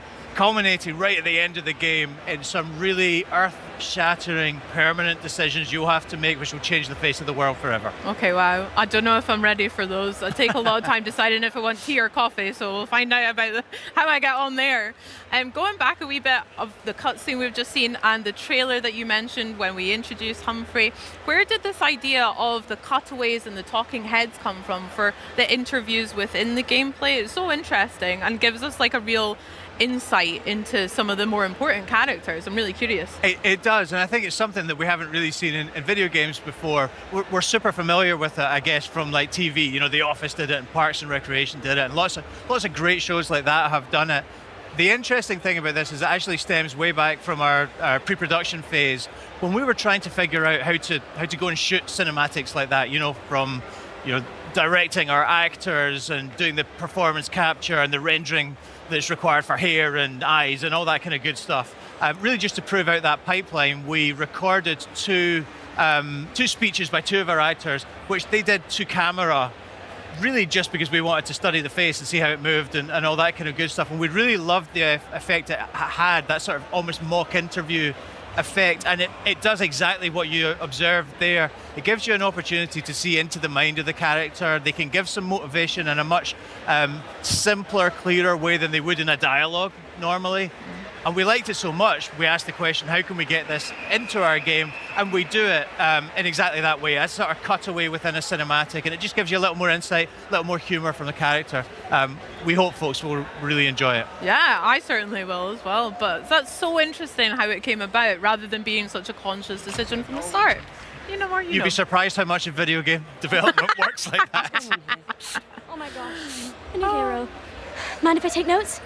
Keep your nose out, mate. Slick Ronnie sent us. She wants all Golden Balls evicted, and we're happy to oblige. This doesn't need to get violent. Whoa. Giving villains a chance to save themselves? So heroic. Wrong. Ronnie owns those deeds now. Legally, the guild's hers. So that means you're trespassing. Get somewhere safe! Oh no. So we weren't able to talk ourselves out there.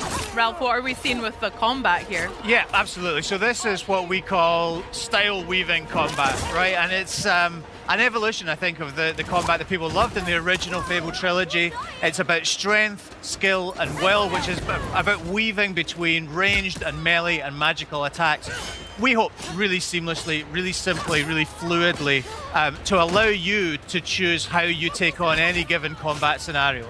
So the player that we've recorded for this particular video, super skilled at this, knows all the moves, but is also demonstrating just how easy it is to move from one style to another and dispatch the enemies. Absolutely. Love that little move with the dagger at the end. Very nice, wasn't it? Yeah. Yeah, that's cool. I'm the hero of Bry Hill. I don't know where that is, but I bet they're proud of having you as the hero. So, what are you doing here? Oh, right. I have Mr. Golden's script. It's the first step of my 3-step plan. Write the musical, get Mr. Golden to star in the musical, make Mr. Golden happy again. So this character, this adorable little child called Billy, Best of luck with that. we're describing her as a part-time playwright, full-time orphan. She lives at the orphanage, and she is trying to get Humphrey the Golden to star in a play about his life. The point of showing this quest is to show people exactly what it's going to be like to play a quest, but all our quests are super varied. In the quest after this one, you'll actually take part in that very same musical. So we'll meet Billy again. That's for another day, but something that people can look forward to when they play the game in February when we come out. What we're seeing right now, though, is a very quick glimpse at our skill tree. We're spending a skill point we earned from that last combat encounter on a new spell called Blades, which is great for crowd control, but I'm sure people will be freeze framing and screen capping that screen just to see what else might be contained within. Yeah, can you give me some tips maybe about how I should build my hero, or what should players focus on with their talents and skills? So That's a great question. I think honestly the answer that we would always go to is we want you to be the hero you want to be, right? And we've set up this combat system, the way progression works, the way that you'll build skills and new moves and upgrade your weapons. It's based on how you want to develop as a hero, and I guess also your particular style in combat. You know, so you're not bound by any specific class. You can basically build the loadout that you want. Personally, I'm all about power, so a big hammer, damage dealing spells. There are lots more skilled players than me who use crowd control and teleports and what have you, so it's all about how you want to take on a combat encounter. Nice. I am impressed by some of the magic we've seen here and earlier in the year as well. I'm excited to get my hands on it. Very pretty. Yeah. Okay, so we made it to a tavern, a wee pub. Oi, vibe? You got business with Ronnie or what? That's right. This is the hangout of tell me. The gang. Me? Tell you. The Silks? Is it the Silks? I think it's the Silks. Above my pay grade, pal. We're trying to You'll have reclaim to the check guild the big deeds, dog which on the Humphrey lost on a bet. Yes, we're trying to negotiate our way in here. We're It's the Slicks, of we course. don't care It's the about Slicks. manners. Any feedback for me, Same by the letters. way? Oh, fine. I'm on a work experience placement. If I don't make it here, I've got to slum it with the Oakshire gangs, Try swearing more, arsehole. Blimey. I could give it a shitting go. Cheers, hero. Yeah, fair enough. He doesn't seem like the most confident criminal I've ever come across, our friend Stan, but I think our advice will stand him in good stead. I think so too. I think actually we're going to kill him in just about 45 seconds time, but spoilers. That's a little bit of a spoiler, yeah. So this particular challenge, you can play it any number of ways. When you actually play it in the game, I think in the interest of time, we pay our way through this next particular blockage. But there are different ways you can go and speak to people and find different ways through this locked door. What? Amazing. I'm here to see Ronnie. Good for you. Boss ain't really taking on new clients right now. You got an appointment.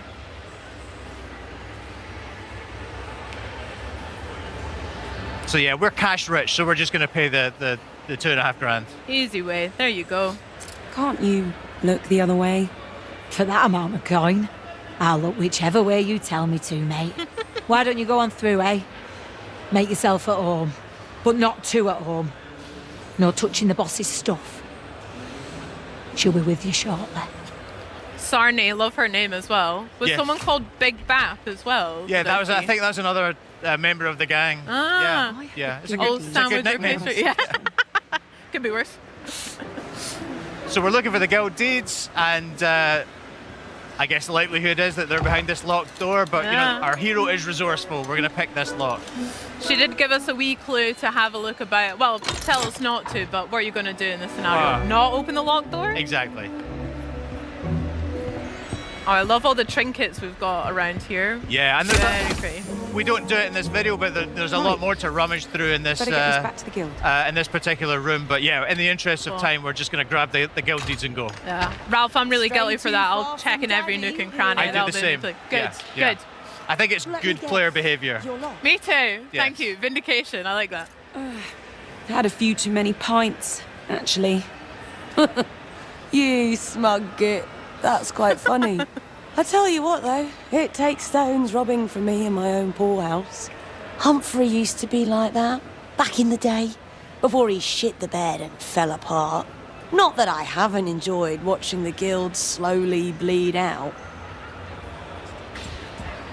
Well, you're bleeding out next. Now you're speaking my language. This hero causing you grief, boss. Nothing you lot can't sort out. Humphrey should have warned you not to fuck with me, hero. Bit late now. Sort them out. Okay, another wee look at combat, another fracas on our hands here. We spoke about some of the different various combat that we can use for tools, melee, range, etc. How do they complement each other? And Ralph, what's your preferred style? You mentioned that big hammer earlier. So I love a big hammer. Yeah, I think exactly. And like I say, I tend to go for big damage dealing spells, like blades, like fireball.